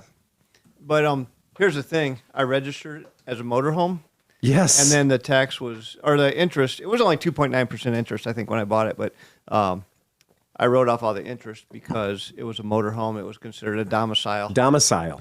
Oh. Oh, Pop that's top. cool. Yeah. That's pretty neat. Yeah. It's also, now I'm not giving out legal advice here, but if you get pulled over and you can say, this is my home, you need a warrant to search Right. it. That is, we actually used that when we were at AMA Vintage Days, and we had the bus there, the school bus there, and my school bus was registered as an RV. And so the sheriffs, at one point, the sheriffs thought it'd be really cool if they could see what was happening in the school bus. And so at one point, one of the sheriff's deputies was like, oh, party seems to be going pretty good. Nobody's really paying attention to what I'm doing. And the sheriff tried to walk into the walk-in door in my school bus. And I just immediately, hey, whoa, dude, you're not allowed to go in there. You can't go in there. That's an RV. You're not allowed to enter that. You have no probable cause to go in there. You're not allowed in that vehicle. And I said, that's a recreational vehicle. That you are not allowed to go in there. And but his sergeant was like, no, you can't go in there. And I was like, oh, that's great. The sergeant was hip. That was cool. Yeah. So if you're paying a 5.99% APR on a $10,000 car loan, 36 months, you're going to spend about $1,000 in interest. And that's 36 months. That's 36 months. Now, a lot of loans now these days are 7 years. 72 months. 6 years. I yeah. just saw they've come out with the 100-month car loan. Oh my God. Because I just read an article this week that said that the average new car Right. monthly payment is $750. It's the same way with mortgages too. I think they're talking about like, what is it, 50-year mortgages Yeah. now? It's crazy. Yeah, it's really tough because the idea was always when we would see people buying those $400,000 RVs, and we were like, well, are you using a 30-year mortgage to pay for that RV? Because the kind of people who buy $500,000 RVs don't have 20 years left in them. Yeah. Right? Okay. You know, that is going to be ultimately, I see an estate sale in somebody's future. So we, because we did a 17-hour bomb, passed a number of RVs on the road, sure. and because Craft Services and I have been talking about buying an RV, so that when we show up to Mid Ohio or whatever, we have all of the services. And we passed one, and she goes, "I really like that one," and I looked it up, and it was $700,000. Oh, Her house man. is about $500,000. Oh, my. Which is like a 4-bedroom, like Right. It's a butler big kitchen, fucking house. Yeah. freaking big, Right. two dining rooms kind of situation. Well, sometimes I think that's what it is. Yeah. That people are like, we're old, we're going to retire, sell our house, and live in a motor we are home. spending our kids' inheritance right freaking now. You can drop $250,000 on a Sprinter van conversion. you know? We have Yeah, like- customers that do. Dude stopped by last month with some amazing 250K. Yeah. He has a Sprinter van, and it is done well. And I asked him. And meanwhile, I'm looking at the $7,000 Toyota Dolphin. But to put it in perspective, that same Volkswagen Eurovan I was talking about, Right. I paid like just over $30,000 for that. right. And just because you brought the numbers up, I thought it'd be interesting. A 72-month note on a $70,000 car is $13,730 in interest. And if you could take that as an exemption from your annual what you make, I mean, and that's have that removed from your profit. Well, your F-150 for a good example, or a Mercedes GV Glendewagen. Yeah. That is something that sure you're going to spend $1,300 a month on. Right. But how much of that do you deduct? Oh, that's why every YouTuber has a G-Wagon. Right. Because technically they're over 6,000 pounds GVWR, which means they qualify for, you can amortize, you can completely claim maximum deduction of the entire price of the vehicle in the first year. It doesn't have to be amortized over 5 years. Nice. So you can say, all right, well, my YouTube thing or whatever earned me $500K this year, but I'm immediately going to take off $120K for my commercial vehicle that I bought because my Geländewagen or my Cadillac Escalade is a 6,000 GVWR. I love that nobody knows it as the Geländewagen. Yeah, right. Geländewagen. It's a G-Wagon. The baby. G-Wagon. Yeah, G-Wagon, baby. And that's been a thing for a while now. I'm being able to depreciate such an asset. Now, with the rules that came up, in case you're interested, for anybody, if you wanted to expand your company, you could buy a building or add onto your building, and you could also depreciate that in the first year. So instead of depreciating over 10, 20, or 30 years, you could depreciate the entire cost of expanding or buying tooling for your company. Like if you're a company who makes something and you want to buy a machine to make something more, then you could depreciate that 100% in the first year. This is why Phil's buying the Ford dealer across the street, and we're opening a stamping plant to build bottle openers and a new truck. Yeah, that's it. That's all we're doing. Yeah, that's it. We're gonna have made in America bottle openers. Yeah. It's all. That is 100% of our production. We're making it great again. Yeah, it's going to be purely. It's all just a tax dodge. Every bit of it. I swear, every time I look over there and see all those bright, shiny lights, I am waiting for Sleepy to drop the bass. This is all new. This is all new. And it's Christmas colors, too. This is green and red. So our podcast listener, Mark Hefner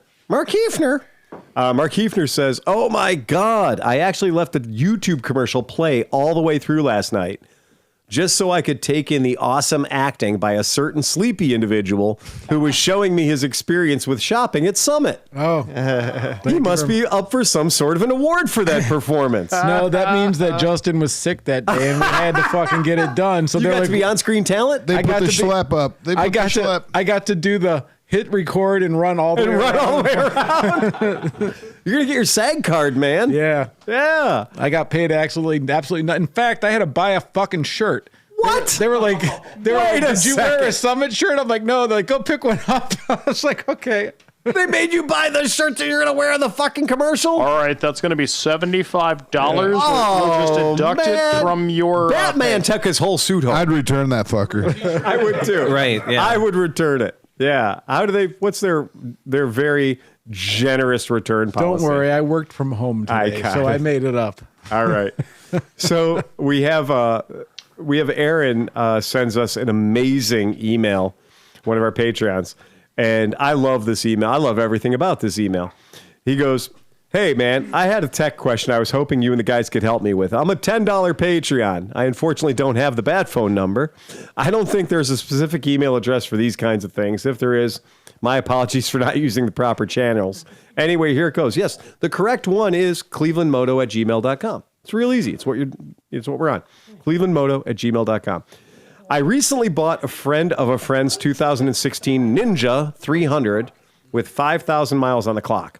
It spent most of its life outdoors, and it has not run for at least a year. Oof. I was able to get it running by cleaning the plugs, changing the oil, and putting in a new battery starter and starter solenoid. The prior owner had a low-speed crash on the left-hand side, which did bend the shifter. That will become important shortly." Mm-hmm. Yeah, it will. Okay. Wait, what year is this? 2016. Oh, okay. I had the fuck carbs ready, but now I can't use it. He changed... Yeah, that's fuel injected. Just hit it anyway. He changed all I hit it once. that? Oh, there we go. Fuck carbs. Thank you. Right. All right.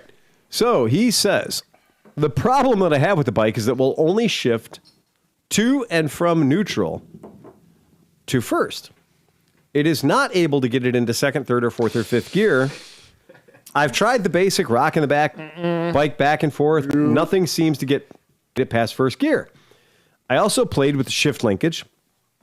No amount of adjusting it seemed to remedy the issue. I did some research, and it seems like this is typically a symptom of an issue with the shift mechanism. The arms on it rotate a plate that moves the shaft that aligns the gears. It has a tendency to become bound up or misaligned in the event of crashes, especially when force is applied to the shifter pedal. Force being the bike falling on it. Yep. Right? All this shaft talk had me thinking that was Sean's Friday night. Hey! So I love when our podcast listeners give us show notes. Sleepy, if you'd like to throw this up here, it's pretty rad. So he gives us literally the blown up picture The problem's obvious. from the owner's manual about Actually, I just went through this today. So the letter A on the bottom picture, which is the long shaft, blown which up we shaft. call the shift shaft. Shift shaft. So when you drop the motorcycle in its side very aggressively, that moves. It's not meant to move, but it sometimes moves. And then it bends all the the shift arm gets bent, and then it doesn't want to reach into the clockwork mechanism and grab things and move them up or down or forward and back. But this is up and down in this motorcycle, the way they're supposed to. So congratulations, you've done quite a bit of problem solving here. I removed the clutch basket this afternoon and I inspected the mechanism. It looked to be in good shape. I did not see any visual evidence of binding as I articulated the mechanism by hand. I was curious if I could manually rotate the shaft by removing the mechanism and using an Allen key and the bolt that runs through the plate labeled C in the first image. This would completely eliminate the mechanism from the equation in case I was missing something and it was damaged. The bike would still not shift past first. Attached below is a short video of this attempt and a picture of the right side of the motor. At this point, I'm not sure what to do next. Since this bike has been sitting, I'm wondering if riding it might actually help fix the issue. Like I mentioned earlier, I have gotten it started and idling, but I've only engaged the clutch to roll it in and out of the garage. My thought is maybe riding it, the output shaft will rotate and free up whatever is causing it to not get into gear. I would have done this already, but the streets are covered in ice and snow here in Philadelphia. I appreciate any assistance here. Thanks. Wait, which dude is this? Well, you should be able to take the shifter out of This the is equation. Aaron. Yeah, our boy that comes to Mid-Ohio, right? Yeah, okay. All right. Yeah. So you have the shift shaft, and then you have the arm on it, Yep. and that usually has two paws that work the drum. Mm-hmm. And Yeah. so you might even be able to just pull that back, and you should be able to turn. Can you turn the drum? Right. The shifter drum. That's the important thing. Well, that's the so Allen rotate key. the rear tire while you try to turn. That's the Allen key. So That's you, the- yes, you're right in doing that. Yeah, I But agree. don't unloosen it. I mean, well, whatever. But Yeah. if you can't do that, that's kind of a problem. Well, if exactly. he cannot rotate it on the drum, that means he's bent the shift cursor. yeah. I agree. That is And at that point, it's excellent split the cases time.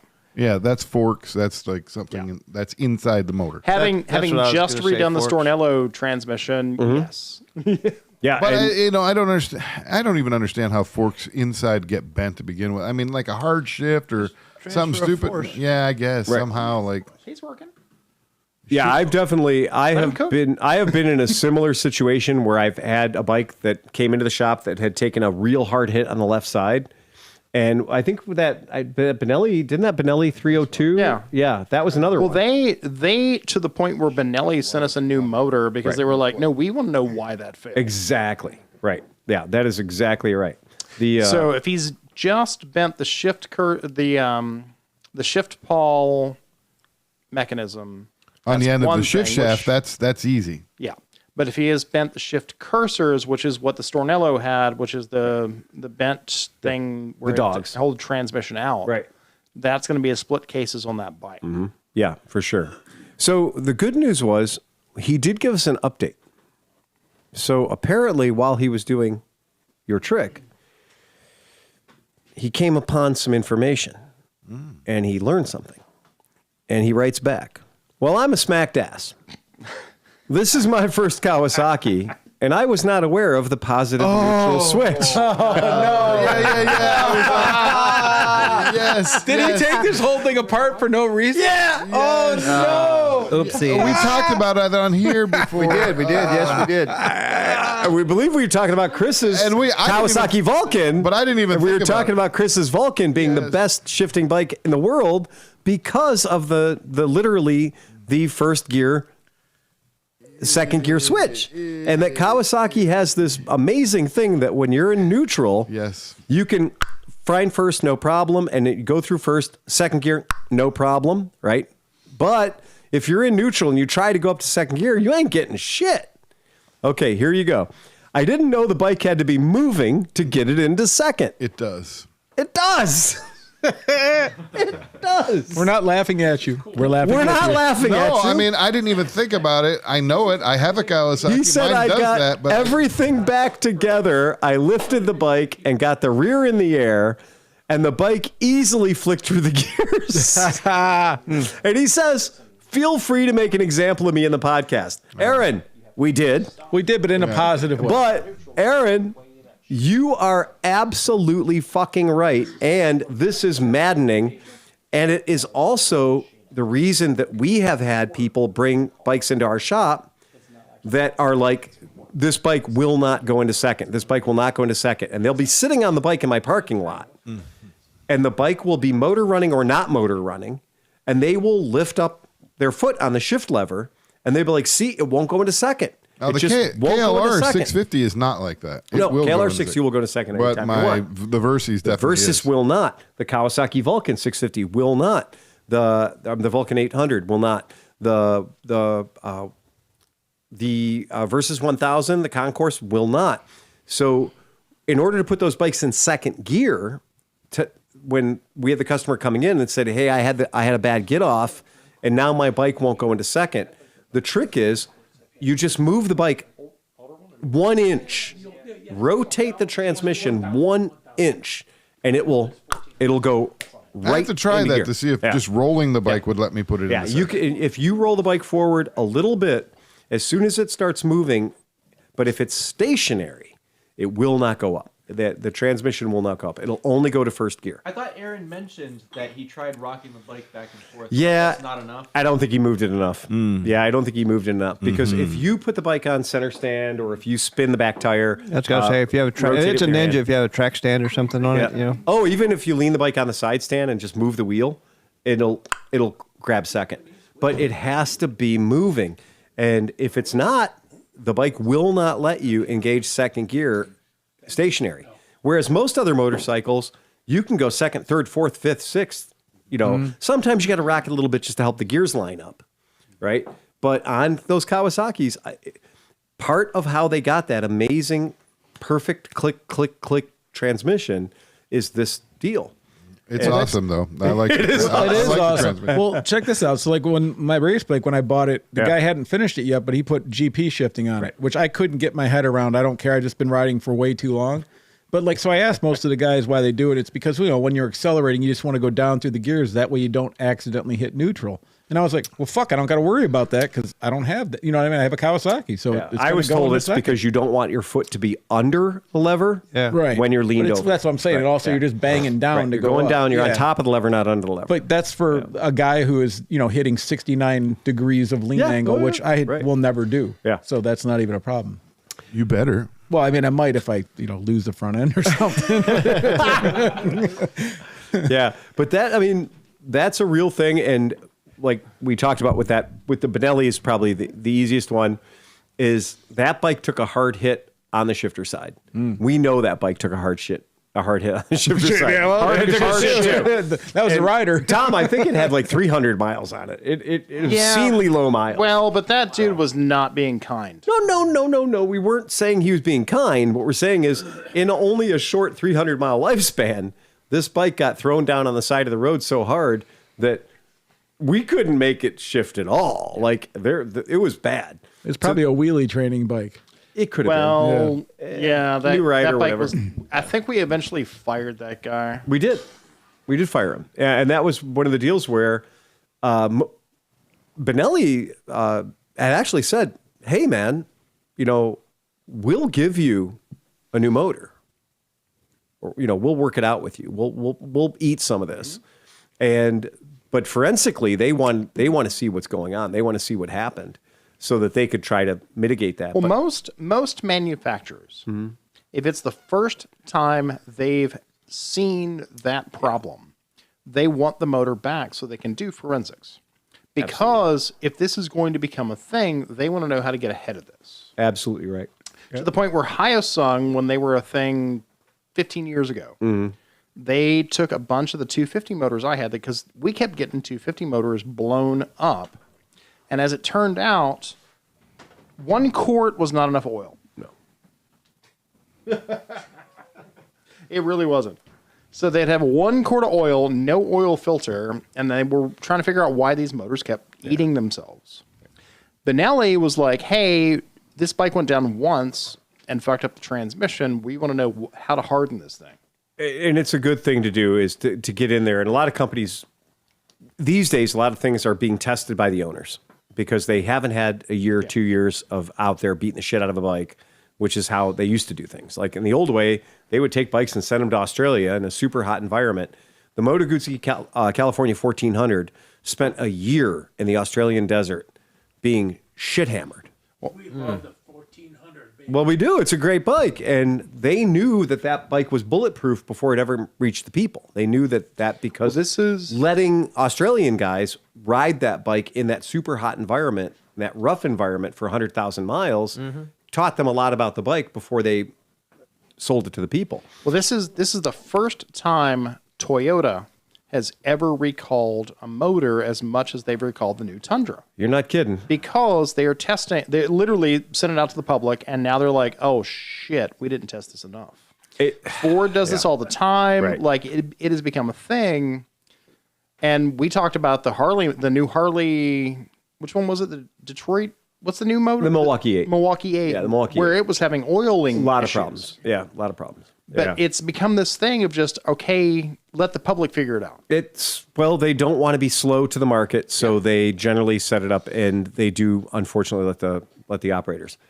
Talking about doing good for people based on your profession. Talking about something that you're really good at in a way that you can pay that forward to people that need it. Portland Children's Hospital, big deal. Every year they do a major fundraiser for the kids around Christmas time. And we would like to give a firm tip of the hat to the fine strippers of Portland, Oregon for being the #1 donor of toys and cash. And a fine tip of the hat to A.D. Crawford for being the biggest donor. So if you want to throw that up for the folks at home, yes. In fact, they've done it all. John and I can tell you firsthand about the generosity of the Portland strippers. Amazing. Fantastic, super great, love it.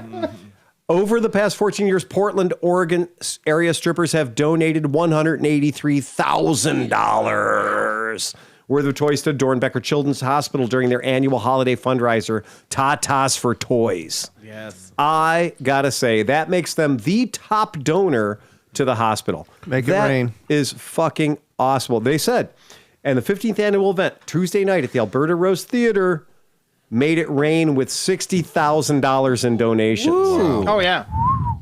Portland. One night. Having event. come this close to moving to Portland, it's It was totally... What's that? Go ahead. Can't hear what? No, go. How close? How close? But Portland is kind of that town. They have said the term is they're calling themselves the North Pole Dancers. Yes. Yeah, Yes. I love that. That is great. I gotta say, this is the kind of world I want to live in. But Acropolis my is halls. closing. I know we need to buy it. I gotta buy Acropolis. what does that mean when like the people that are considered generally like, like the people that are anti-society and stuff are doing more for society than the people that are supposedly... Well, what it means is there people have said, I'm not going to wait for the change to happen. I'm going to manifest the change. Is there a tax advantage if you buy the Acropolis and claim it as your primary residence? Is there a tax advantage if you buy the Acropolis and call it a church? Yeah. Ooh. Because my friend, I just came back from the Vatican. And I've got some ideas about a holy door. Yes. Sean, and then the holy hole. That's Not going near that one. I'm talking about the holiest of doors. yes. Right. Things are breaking down. Literally, a holy glory door is just the best thing in the world. And we can offer absolution. Will it be in the back? Did we talk about dogma? Because I believe we did, right? That's just birth Sometimes control. when the front door is being painted or hedgescaped and stuff, they let you go through the back. Did you go to the back? Yeah. Well, it's also the world's most guaranteed form of birth control. It's true. Ask any Catholic girl. Congratulations on your soul, by the way, Phil. Thank you. I've had my soul restored. It's bright and shiny and new. Yeah. Yeah, it's pretty cool. So, Have you heard of our Lord and Savior, thick thighs and fishnet? yes, right. Yes, yeah, right. Mother Mary goes on at 8. Yes. That's exactly. Yes. On a half shell. Yes. On the half shell. She's ready to go. On it. Hey. I just want to say, the quote. This is the quote, by the way. It's got to be good. It is great. It is great. Many more milestones are yet to come because we believe in ourselves, each other, and the good people of Portland. For those who couldn't get tickets to the sold-out show, the evening was streamed live on Twitch, and it's available to watch back now. And for those who want to further the cause, can donate directly to the Dornbecker Children's Hospital's Child Life Program. So I just that's a tip from Yonky Phil. good. Go find this shit on Twitch. Watch it. This is super cool. I'm very happy with that. They also give a link that says you can become a trans Santa and support trans youth in need during the holidays through the same program. And that's a great thing. We should be excited about helping any kids out at all. It's the best thing you can do because kids have a tough time. Hell yeah. Yeah, kids have a tough time. And you know, we want kids to be happy no matter what it takes. And that to me was really impressed that God bless the poor Portland strippers, man. Just when it comes to supporting. I wonder who was number 2. Right. And how close was it? Who was the number 2 donor? Yeah. Right. And it was probably Sherwin-Williams or something. Oh, No, It's Chippendales. No. It's the Portland Fire Department because they know how to work a pole. they know how to work a pole. Tom, can you hand me that? That black liquid looks like Shankies. That looks like Shanky. That looks like Shankies. I'd like to have a little Shankies. Take it over, man. I haven't had any Shankies. I've been Come over on, baby. been over to Italy drinking Amaro My wife loves Amaro. It is Wife fun. loves Shankies. It is fun traveling with Merritt when she's like, I think I want to try all these Amaros. And I was like, I think that's a great idea. Look at Yeah, Smith but she's being okay with loose liquor the too? pours. He's just pouring back Oh, there. hey, who else? Oh, Here. man, that's so good. Let's go. Oh, that's delicious. Shankies We have is not had just Shankies all week, seasonal. all So nice. year. I have a confession to make. Oh, you've got another confession to make? I've never had Shankies. You haven't? Nope. Oh, well. Baby. I've seen all the hubbub on the podcast chat. All right. I like that. Let us right. know what you think there. You're about to be shanked. Yeah, you're about to He's getting shanked. It smells delicious. Oh, it does. That's because it is delicious. I loved the comment about it being basically rum and vanilla extract. I think that is 100% It is- true because it tastes fantastic. And you know what's okay about this compared to okay. most other times is Nick has no motorcycles near him. To me, it's like Irish cream without the cream. Yeah, Somebody give me a. A motorcycle? Somebody give me a pit bike. Oh, I mean, I got a garage full of shit you can wreck. He has not broken anything on for a while, so let's just keep it. We're like in. that. Yeah. Yeah. The Tom Street was a little bit treacherous. I gotta say. Oh, you get sideways in the Hyundai? Yep. Hang on. We gotta load up the Oh, yeah. crowd. You gotta feed these hungry birds. Feed these thirsty baby Johnny birds. boy. That's Hair- 2000. I got some. That's 2025 Shankies. It goes bad. It's yeah. it goes bad. It goes. Oh wait, so if this is the case, let's just pull up the man. There, everybody can join us. Yay! Drink got a Suzuki two. Sun. Lucas. This break brought to you by Shankies, your favorite Irish whiskey. Your favorite It's not whip. whiskey. No, No. Irish stuff. Yeah, that's Your the thing. favorite whip. Yeah, it's your favorite whip. Sleepy. Yeah, Shanky's whip. Yeah. Sleepy. Yeah. I hate to be that guy. Your mother but I have loves to it too. Correct you. Uh-oh. So it's Tanuki Tanuki. dash SAN. Oh, Tanuki Sun. No, this is Tanuki's son. I named him that. That is 100% fair, and I'm behind name. it. Let's go. meant to do that. Yeah. Fuck yeah. Oh, and here's to Happy 2026. hell yeah. Cheers. And shameless plug, Harry Post. Yeah, Harry Post just literally edited his membership. He was at the $1 hair level, and he's at the $10 hair level. Yay. Thank you, Harry Post. Drink Yay, to good that. job. Everybody says we don't like each other. Yeah, You don't. They're wrong. you're absolutely right. Yeah, it's just great. It just keeps giving. We picked up last week while I was on vacation. We picked up Matt Barlow. Matt Barlow's in at the $5 member, so he does get the punchlines. Matt. But he he gets gets the punchlines. this. Ready? Hold on. You're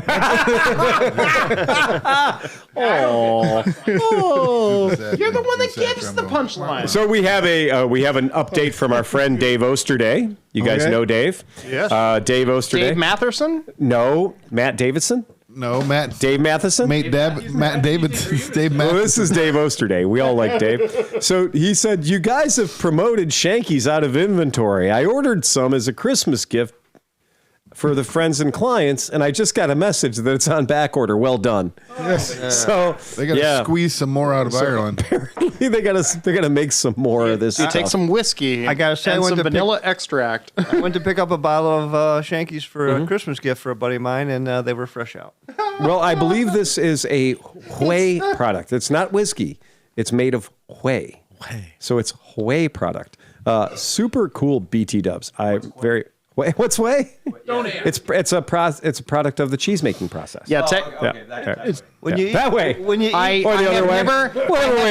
I have never considered the concept of the Cleveland Moto bump. Yeah, the Cleveland Moto bump is a real thing. No, I quit doing that years ago. As in last year. Yeah, that funny dog wouldn't leave my keys alone. I know. Fucking dog. He was super excited about my keys. Yeah. So just kind of letting you know that's a thing that's real and it happens. One of our podcast listeners, Walter Kurjaika, or Kaiju, Walter Kurjaika, Giant robot. yeah, giant fighting robot. He says, "Hey Phil, longtime listener here, first time emailer. I grew up in a non-carburetor knowledge family." Fuck carbs. Fuck carbs. All right. I just watched a video from We're all Smarter. keto here. I watched a video from Smarter Every Day about how does a carburetor work that gave me a lot better insight on how it works. Much better than I'd always understand. I already understood suck, squeeze, bang, and blow, but I didn't understand the carburetor Venturi effect, Bernoulli principle. Right, Bernoulli effect, yeah. How it creates a puddle and then how it sucks on it to atomize the gas. Yeah, man, we can get through that with a straight fucking face. Oh, God. But no, it is a real thing. Look up a YouTube channel called Smarter Every Day, and honestly, they do a lot of really good videos. But they do a video called How Does a Carburetor Work? And they use this really cool plastic toy that shows what happens when you impart vacuum to a ever-decreasing smaller radius cone. Mm-hmm. And then as you impart vacuum to it or blow past it, it will pick up the water that's there and grab it, atomize it, and proceed gaily forward. And if you really want to get fucked up, there's a book about Japanese airbox tuning, which is why all mid-'80s Japanese airboxes are amorphous jelly beans. I want to build a carburetor that has a cleaning port on it. Yes. You undo a little plug, it fit the schnozzle of your thing in it, and you just go, bah, bah, bah, bah, bah, and it cleans everything. It blows the whole carburetor, blows some air through. It's self-cleaning. Yeah. I had a CB750 one time that I put the littlest, tiniest hole in the airbox that fit the red tube from a starting fluid thing so that I could get that cocksucker to start every time in the cold. Port's great. I've done that with lawnmowers and shit. Yep. Yeah, I just put the right size hole in it because when I was in the military, I was a tanker, but my tank didn't show up yet, right? So they made me drive this horrible personnel carrier thing, this 577. It's like a 113 on steroids. This was a mess. So it was a horrible thing, but it had a big Detroit diesel 6-cylinder engine in it. Yep. And next to your knee in this thing, there was a hose that came in from the engine bay, and there's a little clip like you put a fire extinguisher in, like a little clip thing, and you're like, oh, it's exactly the size for like a can. Well, what's meant to go in there is a can of starting fluid. And the military actually had contracted with a certain brand of starting fluid company that would fit in that little container by your knee. And there was a hose that went from there all the way into the intake of this diesel engine. And if you ever worked around diesel engines, they say, don't ever use fucking starting fluid because it'll blow the fucking ass out of the cocksucker, right? Mm-hmm.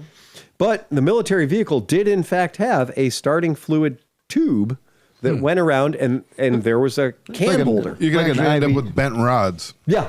And so when I got that piece of shit, this horrible military M577 that I hated with every fiber of my being, when I got this thing, I was like, is this supposed to have ether injection? And the guy's like, yeah, we took them all out because the guys were hurting them. I was like, yeah, they would hurt them, wouldn't they? Because, that's the first thing you do when it's cold out. You don't have the time or the battery to let the glow plugs warm up. You just crank on the cocksucker and let it do its thing. But man, they were like, yeah, we took that away. Nope, they weren't allowed to have those anymore. And they thought it was tactical for like an emergency. If you need the thing to start, you need to start right now and get out of there. You just give it a shot of ether and then hit it. Well, too many guys were like, yeah, that's the cheat code for getting my shit started in the wintertime when my batteries aren't 100%. Beats getting that heavy-ass slave cable out. So that's a real tip from Unky Phil is don't use starting fluid in your diesels. Yeah, don't. It's expensive. Even if it's built into the side of the tank. They took them out. Yeah, the government thought better of that and took them all away. So, yeah, that's a thing that happens. Yeah, big fun. Hey, Sleepy, throw a picture of this up. Oh, God damn it. There. Why is my life there? All right. Doesn't that look fun? Nice. Yeah. That looks fun. Oh, that's Where's sexy. Nick, does that look fun? That looks very fun. That's in the Perry Dakar It's got Oz rims. this year. Yeah, in the vintage class. How much fun is that going to be? So what is that, Phil? That's a Mitsubishi Delica L300. So it's a minivan. It's a Mitsubishi four-wheel drive minivan that was real popular in the early 90s. With an exoskeleton. They put a little big cage on the wheels. front so that when it flips over, and it invariably will, it won't kill the people inside. Yep. But it is basically a grocery getter with a little diesel engine in it. Let me ask you this. Yeah. It looks like it's sponsored by Melosi. Yeah, it is. So did Melosi make a fucking kit for it? No, but Melosi made stickers for it. They said, we need some nutty company that sells two-stroke scooter parts. We need a company that has nothing to do with the vehicle we're driving, right? But will pay us money to put their name on the side of what I think is going to be the most watched vehicle of Perry Dakar. But they missed the thing, dude. They should have had him spray paint like splatter fucking font, like, you know, like throw a kit on it. Oh, yeah. Right on the side of it. Right on the side. Little Hollywood Holt on the side. We threw a kid on a bitch. Yeah, for real. Yeah, and this is Team Rally Art. So they're doing a bunch of cool energy. What you can't see behind it is their Pajero. Oh, so shit. Yeah, so I'm very excited about this one. Yeah.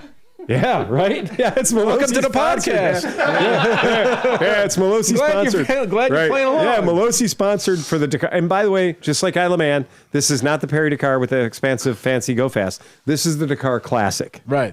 So this is the Dakar for older, dumber people.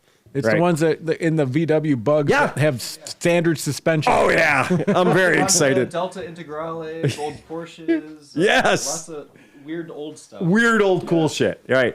Yeah, like a couple of years ago, a guy ran a Deschavaux.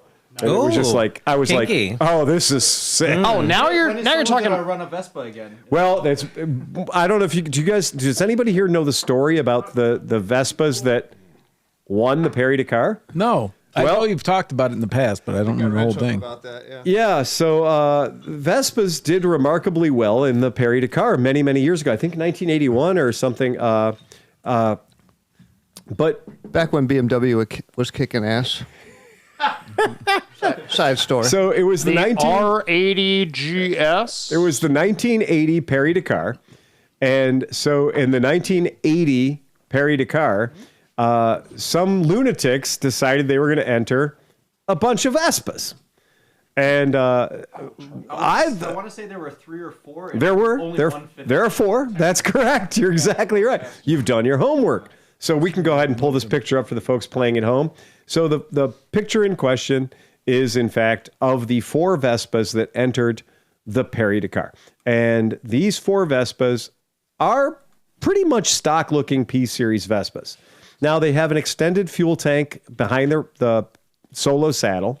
They've got a big fucking air cleaner that comes out between your legs.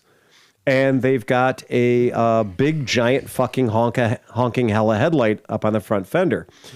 Otherwise, the front suspension is dead stock. The rear suspension appears to be dead stock as well. These things are just blue-ass grocery getters.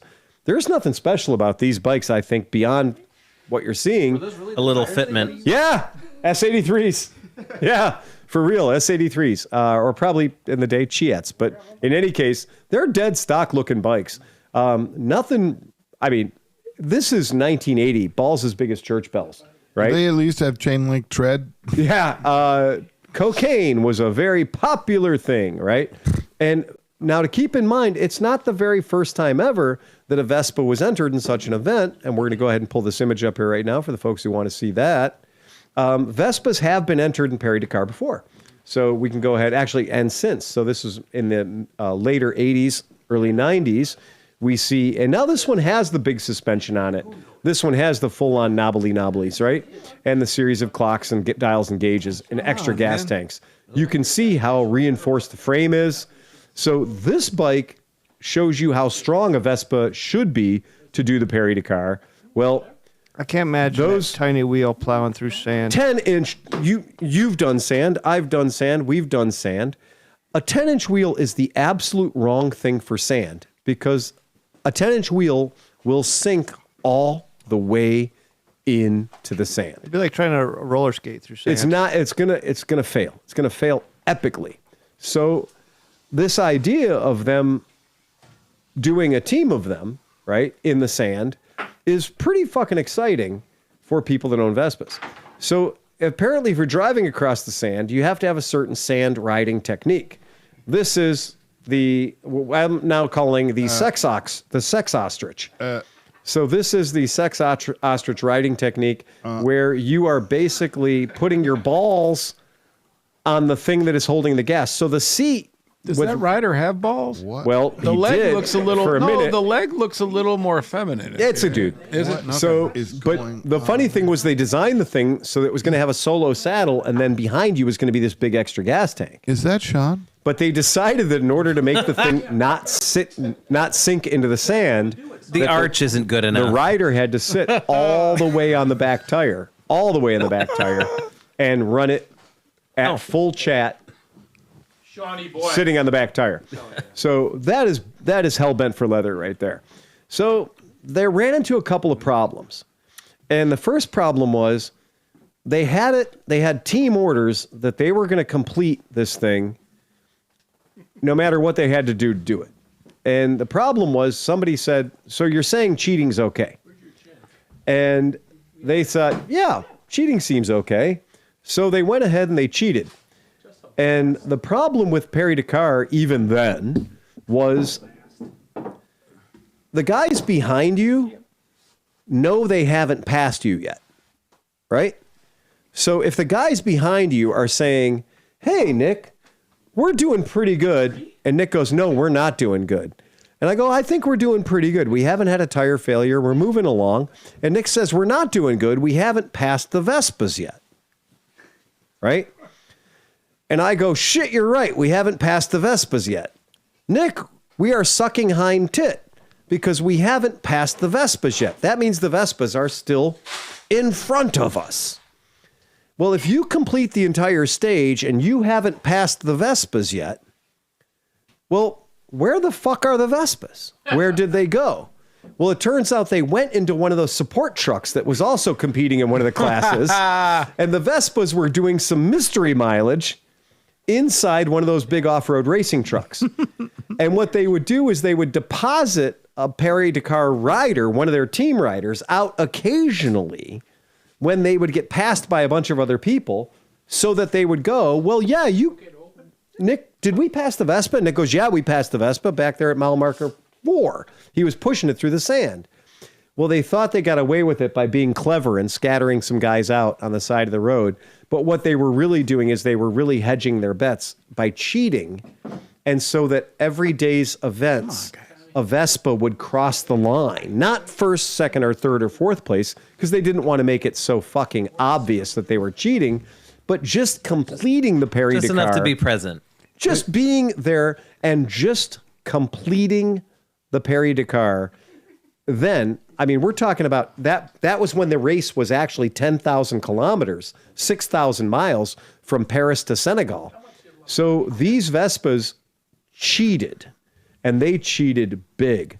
But it didn't hurt them because the marketing department printed the articles and had the news story standing by, so that the minute the Paris-Dakar was over, they were like, hey, guess what? We just finished the Paris-Dakar on 4 Vespas. You know what they say? Picture it didn't happen, right? Well, That's right. You're looking at the pictures. We are looking at the pictures, and they documented the fuck out of it. You know what this reminds me of? Yeah. You remember, like in the 80s or the 90s, there was that woman that won the Boston Marathon or the New York Marathon. But she got on a subway, right? She got the subway. Yeah, Rosie Ruiz. Yeah, that's right. Yeah. And she took the subway to win the Boston Marathon. Love that. Yeah. Yeah. She had big tits. People, well, that's what it takes to get people's attention, for sure. But yeah, it was the whole thing was a scam. Like, it wasn't a scam. They really did think they were going to get away with it. That's gamesmanship. It's gamesmanship. Exactly. If you're not bending the rules, you're not competing. Yeah. And so that was the idea. It Rubbing was like, is racing. and they did, and not to say that it's not worth what they did. They did get 4 extremely qualified riders. They did put a lot of time and energy into it. But once they got there, they realized that the only way they were going to make it the distance was to put the Vespas in the back of the Land Rover support vehicles and run those across. So, yeah, there's no way you're running across that desert on 10-inch wheels. No way. That's what we did dicks going weren't big across enough. the United States on the 125cc bikes. Yeah, well, we saw what happened when Chris went in off-road, though. He forgot. He didn't press the dirt button on the monkey? No. He did not Dirt engage. button. He did not engage dirt mode. Tell me more about him getting hurt. Well, do we want to go down that road right now? Tell me how he cried like a little baby. Oh. I'm sure there was Well, I no didn't crying. cry, but I whimpered a bit. Yeah. Actually, he took the hit pretty well, and we got some tape out and taped his headlight back together. Oh, there you go. But it was like 50 to 100 miles later when we still weren't off the dirt that Chris got a little salty. Yeah. And he's He like, fuck said- it, I'm not going any further. I'm done. Tell it, Philly. I'm done. No, I wasn't there. I can't tell it. I can tell you. I had a GPS, and I could see a cell tower like 2 miles in the distance. And I said, Chris, I guarantee you when we get to that cell tower, we'll be on a hardball road. And Chris like, fuck you, I'm not going another foot. So, Did you leave him behind? No, we put him in the truck. We had a support truck at that time, and He actually shot me in the leg and put me in the truck. Yeah, Was there a hard? You should have aimed a lot higher. there was a hard road. there was It was hardball? 9 miles later, but You should have just put him down and left him there. absolutely. I don't even. Chris actually figured it out though. Taking the truck was the worst punishment. Oh, what? The worst choice of the two. Because of? He didn't get along well with the driver. But, Oh, no. That's a story Johnny. for him to tell because I couldn't. Oh, no. Yeah. Well, that happened to me on the Lake Erie Loop. I did 400 miles, but I got to the point where I was just staring down at the road. I wasn't like, I didn't sleep. I had problems, and Right. I was like looking, and then I started like, I drifted over to the side. I'm like, well, if I just stay here and look at the line. the line Stripe. Yeah. I'll be okay. And Right. I'm like, this is dumb. I'm gonna hit somebody. I'm Or gonna somebody's gonna die. hit me. Yeah. And then I pulled into the rest stop, and there was a sag wagon there, but it was like a Danger Ranger with like the jump seats in the back, packed full of shit. So Oh, really? I loaded the bike on, and there were 2 guys already in the front seats. So I like, I had to like kind of get in the back seat, like. And that's how I spent the rest of the drive home. The whole way. As soon as I got in there, I'm like, I should just go back on the bike. Right. It's better to be out there. More relaxing. I'll take my chances. Oh, man, that's terrible. So let me ask the crowd, does anybody have any long travel items set up for next year? Anybody plan on doing any long trips? Yeah. He said lawn travel. I was like, Long travel? A mower? Thousands of miles? I Long. think if things work out, I talked to Pete about it. I'm working toward not doing some things this next year, but I want to do this podcast. Yeah. And then leave here and then drive to the Misfits and do their podcast. That'd be fun. Cinch has a hard on for going out west. That's cool. Yeah. That's good. That is cool. And I like that you've changed your plan from like going somewhere where we have like, let's go somewhere where we can mooch. Right. Yeah. Like mooch bikes, mooch sleeping accommodations. I love anything mooching. we can mooch. I don't have to mooch if I'm riding there. Right. I'll have my bike. Yeah, you have your bike. Yeah, have your bike. Oh, Well, Petey and I are talking about doing the I thought we were flying Route there. 66. This is the 100th, East. 100-year anniversary of Route 66. So all right. Wow. I would like to get How cool was that? get myself to California, maybe make an appearance with the Misfits, and then ride back. Yeah. For 100th sure. anniversary Route 66 is pretty rad. That sounds like a fantastic Get your kicks. idea for you guys to do. On route. So I wonder, it's about what, 3,000 miles, 2,800 miles? Yeah, from L.A. to Chicago. Chicago. And then another 300 miles home from there. So, Right. yeah. Okay, so you figure 900 to 800 a day? Da-da-da. No, No, we're doing I'm gonna- small bikes. Yeah, I'm going to stop and smell the roses. Right. Oh Yeah. man, all right. 2015 miles from Chicago to LA on Route 66. And then How I many? they said it's 2015 miles. I think it's more than that. I think it's more than that too. I think that I think it's going to take you, you're going to be putting about 2,800 miles on your odometer. Yeah. I Yeah. think it's going to be about 2,800 miles.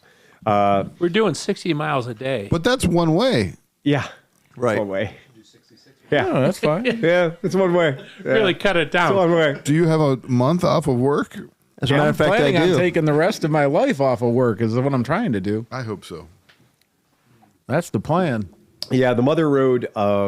The one year that I tried to do it, the one year I kind of set my whole sights on, I'm going to go ride Route 66. Come with because- us, baby. You have to get on, you have to get off, you have to get on, you have to get off. There's a lot of places where Route 66 doesn't exist anymore, and you have to go up to the highway and ride alongside it, Doodle. parallel to it. Doodle will tell No, you. it's there's actually a bicycle route where Right, you can do the bicycle exactly. route. So there is workarounds. I think there's maybe a couple stretches that are only like 2 miles that you have to get on the interstate. Yeah, I gave it a shot 20 years ago. Right. And I gave it a shot 20 years ago, and after my fourth, I mean, this is before GPS fit in your pocket and all that kind of Exactly. good shit. Yep. And I was on paper maps. And after my fourth, hey, you can't go there from here. You need to go back to that last town you were in Yeah. and then go make a left and go 3 miles and get on the freeway, or 5 miles, get on the freeway, and then go right past where you just were on the freeway down to the next town, get off there, and then get on 66 again and backtrack. It kind of took the fun out of it. Right. That's very frustrating. It was Or you super go down frustrating. like a frontage road and then it Yeah. just dead ends. That's what I ran into. Yeah. Yeah, I ran into quite a bit of that. And also 20 years ago, it was in bad shape. Like, it wasn't the kind of thing you wanted to be like, hey, we're doing Route 66 tourism. Most of those places that were there, if they were still operational, it was not cool. It was not the place you wanted to hang out and have business. 66 goes right through my hometown in Pennsylvania. Yeah. Wow. Yeah. The my trip was really frustrating for about 5 days, and I was like, fuck this. This is just stupid. Well, you've I've had never that ridden with experience. Petey. No. Yeah, If you can go straight through, if you can keep your wheels on the road, that's pretty cool. yeah. You know? For the record, it does go through Yeah. Uranus Liquors. It does go. Yeah, right. it Right does. there. The sign's right there. It's right Yeah. there through your Yeah, you can't miss it. The yeah, I was not. If somebody wants to do it and they think that it's going to be like, yeah, super cool, man. That's good. It'll be mapped out. Yeah. You know, I'm not going to play that game like fucking getting a map out at every street. Doubling back like I did was miserable. Yeah, it was miserable. I've had the same experience. I've traveled Yeah, large portions of it, but I've never done the whole thing. the whole run. in one shot. Yeah. I bailed out, and I just bailed out. And I was like, my goal is to get to California. My goal is not to travel every inch of this dilapidated, used to be a highway. So there were pieces of it that are cool, but yeah, I'm glad that now there's a method. I'm glad there's a way to get across it. Yeah, I'm curious. Yeah, I'm super curious. That's cool. Yeah, I don't know. I don't think I've got a big trip. I want to try to get to Isle of Man this year. I'd like to squeeze away for me to get in there for the classic. Well, that's what I was Not for the thinking. TT. Yeah. Classic. So after talking to Chris P Yeah. over there and stuff, he was Yeah. saying that the class he's been going to that more because he said it's more fun. Now. Yeah, I feel like I've got a TT under my belt. I'll go back. Don't get me wrong. If somebody wants to put a trip together, I'm right there with you, man. I'll help. If somebody wants to go back to a TT, that's cool. But I think I'd like to try the classic. So I'd like to go. And I'm see. down for any and above. Yeah, I'm pretty excited about that. So I think that'd be fun. If anyone's interested, I'm going to do the Great Ohio Adventure Tour this year too, which goes from Conneaut down to close to the Cincinnati area. Nice. But it's 1,100 miles. I'm in. Oh, wait. I'll do it. Yep. So- I'm in. Wow. Largely gravel and Oh, maybe not. Yeah. I wouldn't mind trying to do part of it. I mean, Yeah, that sounds fun. I have my house Right. up at Conneaut. I Maybe tried to start like out gravel. At least do a day or two or something. I spent many times with these guys trying to like Trying to gravel. get gravel, trying to figure And out I've gravel. even got it. No, I figured it out. Yeah. And I got it. You know, I can float. I can do this stuff. Yeah. I just hate it. Yeah. Like, there's no fun in it for me. I'm Really? just like, you know, like just floating along. I'm like, nah. Give me a racetrack. I like to be sideways. I don't like this. Yeah, well, you gravel want stuff. all the grip you can get all the time, Right. And then when you lose it, it's a predictable experience that you knew was going to happen, Right. As opposed to with gravel, you might as well just put blinders on, right? Like, Well, I like the fact that Yeah. like when you're trying to learn gravel and you're trying to go and you're like trying to be cautious, everybody keeps telling you, no, just go faster. I know, And then like Yeah. you have to get your balls up enough to go fast enough to float on it. And then you just have to give it like, you can't really tell the bike where to go. You have to suggest where you want to Right. go. And then I still haven't figured out when you're on a downhill and a hard turn comes up, what brake to hit. Because I didn't figure that one out very good. Merritt embarrassed me down in Hocking Hills. We were riding around down there. She was on her SV 650, and I can't remember. Oh man, I think I might have been on my Interceptor then, but I was on the VTR 1000. So perfectly reasonable bike Right, for right. And there's a whole bunch of gravel. So we're a whole bunch of gravel day, and same what you said. Cruise over the crest, instantly on gravel, right? Like we were on asphalt. We pop over this hilltop, and all of a sudden it's like, congratulations, you just won 6 miles of gravel. But I was like, well, we were going 60 on these beautiful sweepers, and all of a sudden, just because God decided the gravel truck should start there, 6 miles, 7 miles of gravel right now, and it's all downhill sweepers. Oh, yeah. And I'm like, well, this is fucking miserable.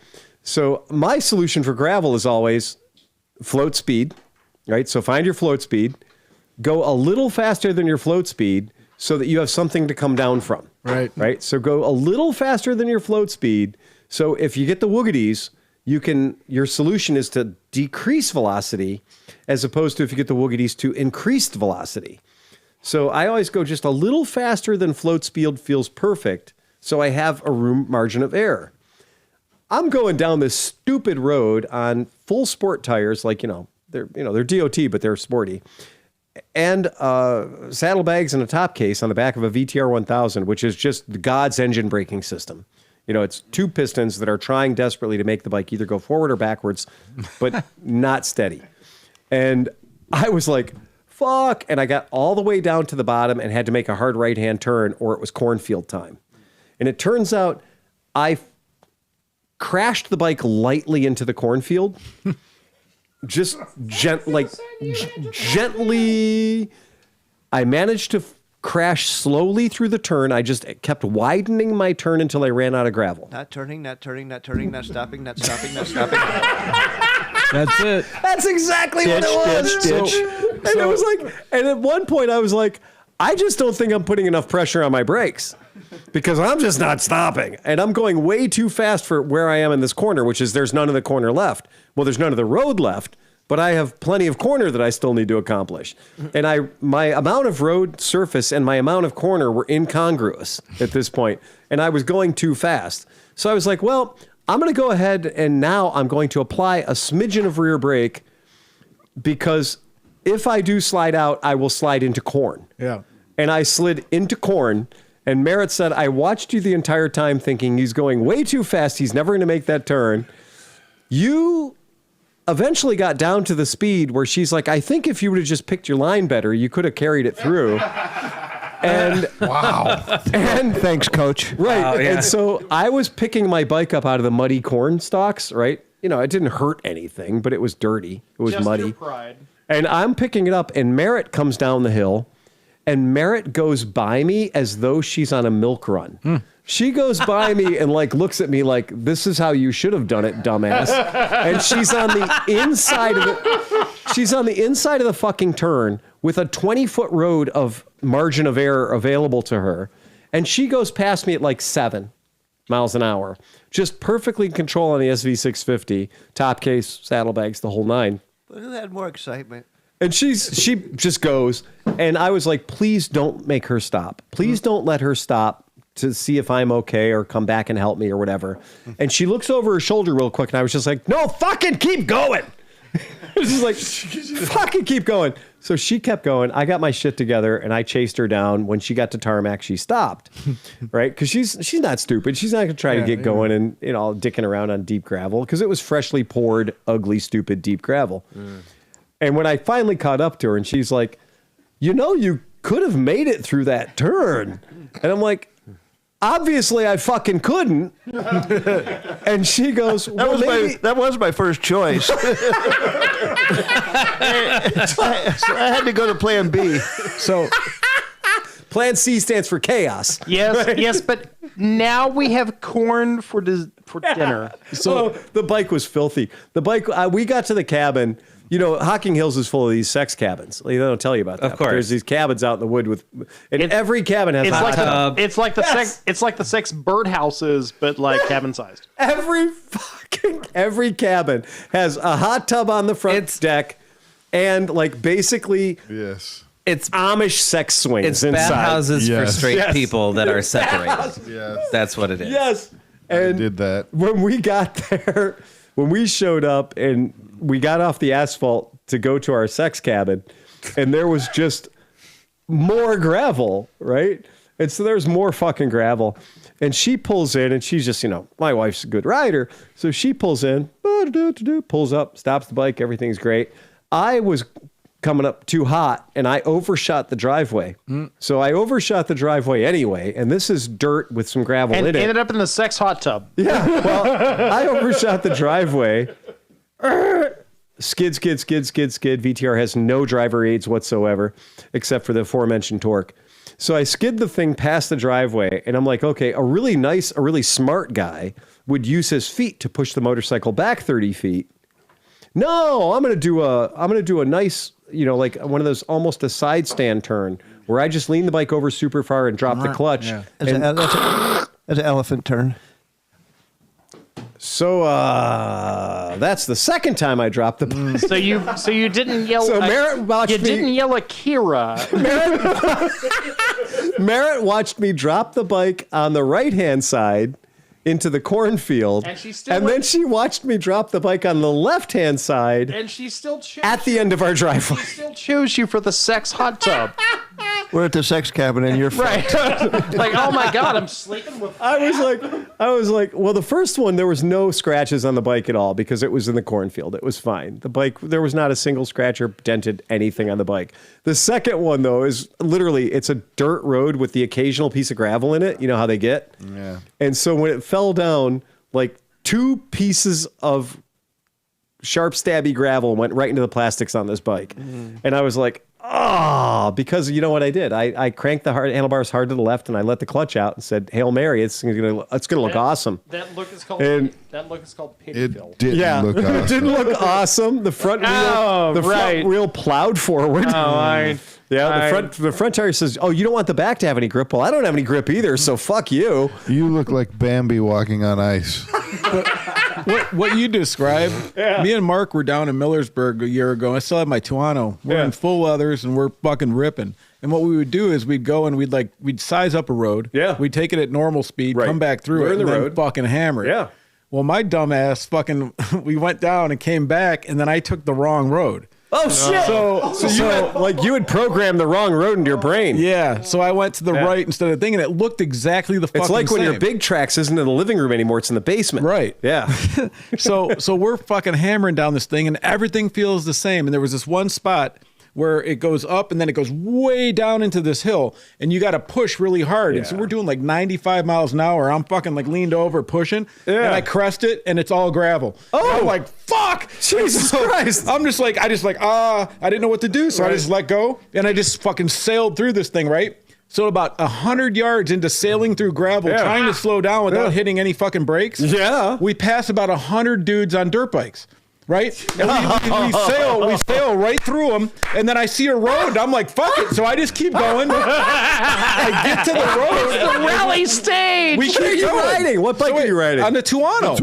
I had fucking Diablo fucking tires. Like, dude, when I tell you that like there are rocks embedded into the tires at this point. So anyways, me and Mark get our shit together now and we pull off to this gas station, the Millersburg gas station. There's like one gas station that's down in the cut, right? And about 5 minutes later, like I'm like wiping my asshole out, down there and everything Trying else. to get the seat out of your butt. And so now we go outside and there's like 1 million enduro racers. Yeah. And they're like, and we're like, what? They're like, we're sitting there. He goes, we're stopping because like there's a thing. They were doing a hare scramble. Oh God. And there was a thing where they had like a pivot point where they had to figure out where to go. So all this group of guys was waiting to figure, like trying to figure out they were which trying way to to go. figure out where to go, yeah. And all of a sudden, out of nowhere, two idiots go, ah! And they said, the one dude was like, your bike was loud, but I heard you over it. Because I was like, ah! Yes. So, shit. So it was kind of cool. So then all these guys come up and they're like, what the fuck were you doing back there? We're like, that was not intentional. No. Oh, dude, I have no idea how we didn't drop the bikes. It was fucking, I mean, I think it's because I didn't do anything. Right. At that point, I was like going down this fucking dirt hill. I was like, Sleepy, fuck. that was legit the rally stage. Right. Yeah, right, What's right. funny is you had a gyroscope in the front, Right. you had a gyroscope in the back, and as long as you didn't get involved Right. and you didn't run out of inertia. And the tires were so sticky, by the end of it, I had knobbies.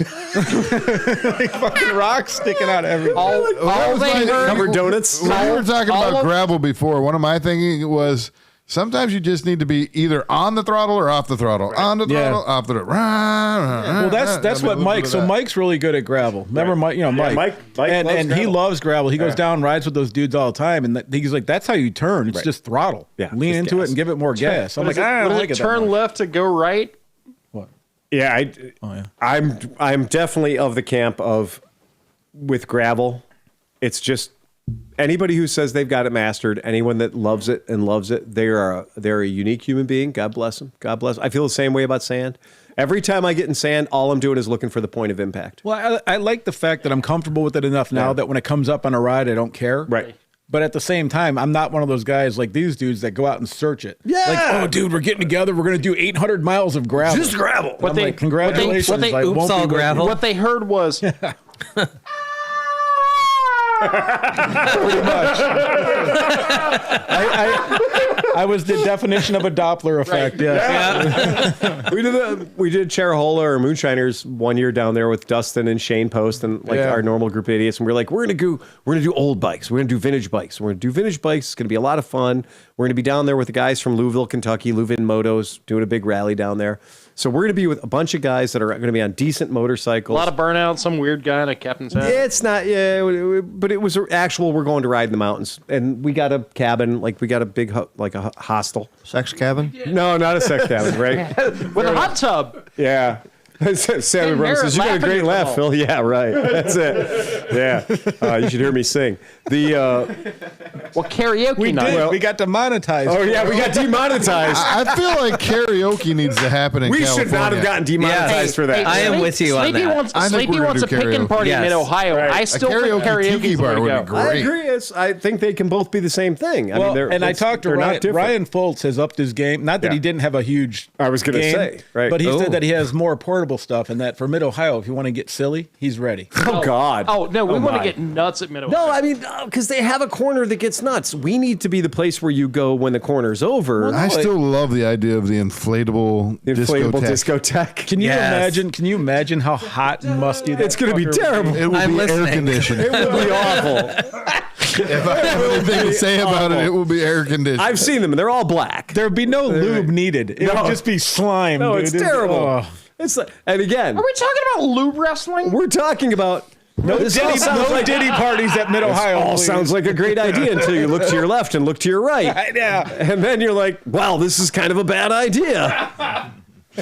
Yeah, I have to say there would only have been like 3 people at the burnout pit last year that I would have been like, Right. that might be an okay idea. Right. The rest, I'm It's- like, yeah. nah. It's like when Yeah, you're but like, hey, man, this is great. It's going to be the all-nude sex conference. And you realize 4 underwater welders. And you're like, yeah, this is not great anymore. Well, that's like, have you ever stumbled onto a nude beach? It's never like, whoa. It's always like, We've all seen Euro Trip. I go to a lot. I mean, I do a lot of the saunas and nudity, spas yeah. and stuff in Europe. Yeah, yeah. And I'm going to tell you, I have a story that will stop you because I saw something below a guy's knees.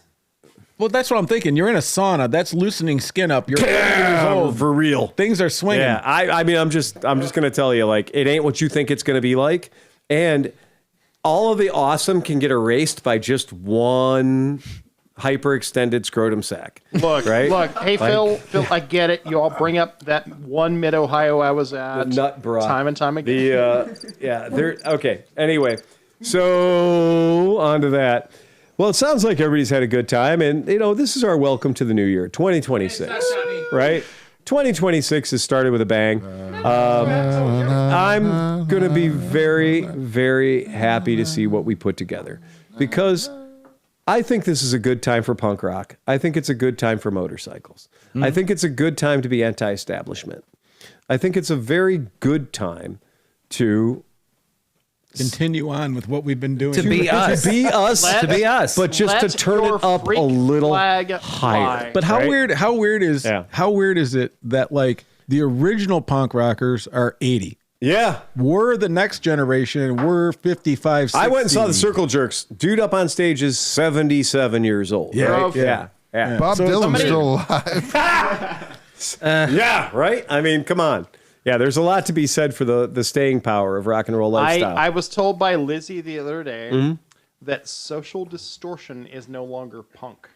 No, And it's can because kind of argue that with they're her, yeah. on It's like classic a rock now. cruise ship. Yeah, well, there's multiple punk rock The cruises. punk rock. makes life easy. Well, you know what though? But here's the thing. Like, and I like, that was Yeah. me when I was 20 some years Sure. old. Like, fuck everybody, whatever. Right. But you get to be 70 and like, like you're like, hey man, I've never had a nice house, a nice car. Like I'm Right. 55 this year and I have my first brand new car this year.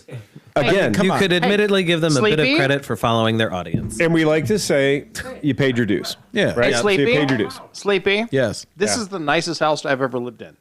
It's It is a nice house. It's a very nice house. It was until you moved in, but besides that, I have brought the fucking property values down. There goes the neighborhood. yeah. So I'll see you guys all on the Flogging Molly Salty Dog Cruise. Yeah, right. Which Great. is Bad Religion, the Addicts, and Flogging Molly. Which is a good lineup. it is, but I wouldn't go on a cruise to save my life. Oh, that's the thing about the Yeah. cruise, right? So that's the whole idea. Hey, we have a lot of friends who do the heavy metal Phil, cruise. how do you feel about all inclusives? I feel pretty good about all inclusive. How does Felipe Aguas? Felipe Aguas likes the all inclusives. Let me tell you that. Yeah. Let me tell you, there's two words that go really well next together, and that is limitless tequila. Yeah. Ooh. And on that, my friends, ride fast and take chances. Play us out of here, Johnny Mac. Bum, bum, ba, ba, ba, ba, ba, ba, bum, ba, ba, ba, ba, ba, ba, ba. Añejo, reposado, Winston Donner. Get us out of here, Sleepy. Hit the red button. Eject, eject, eject.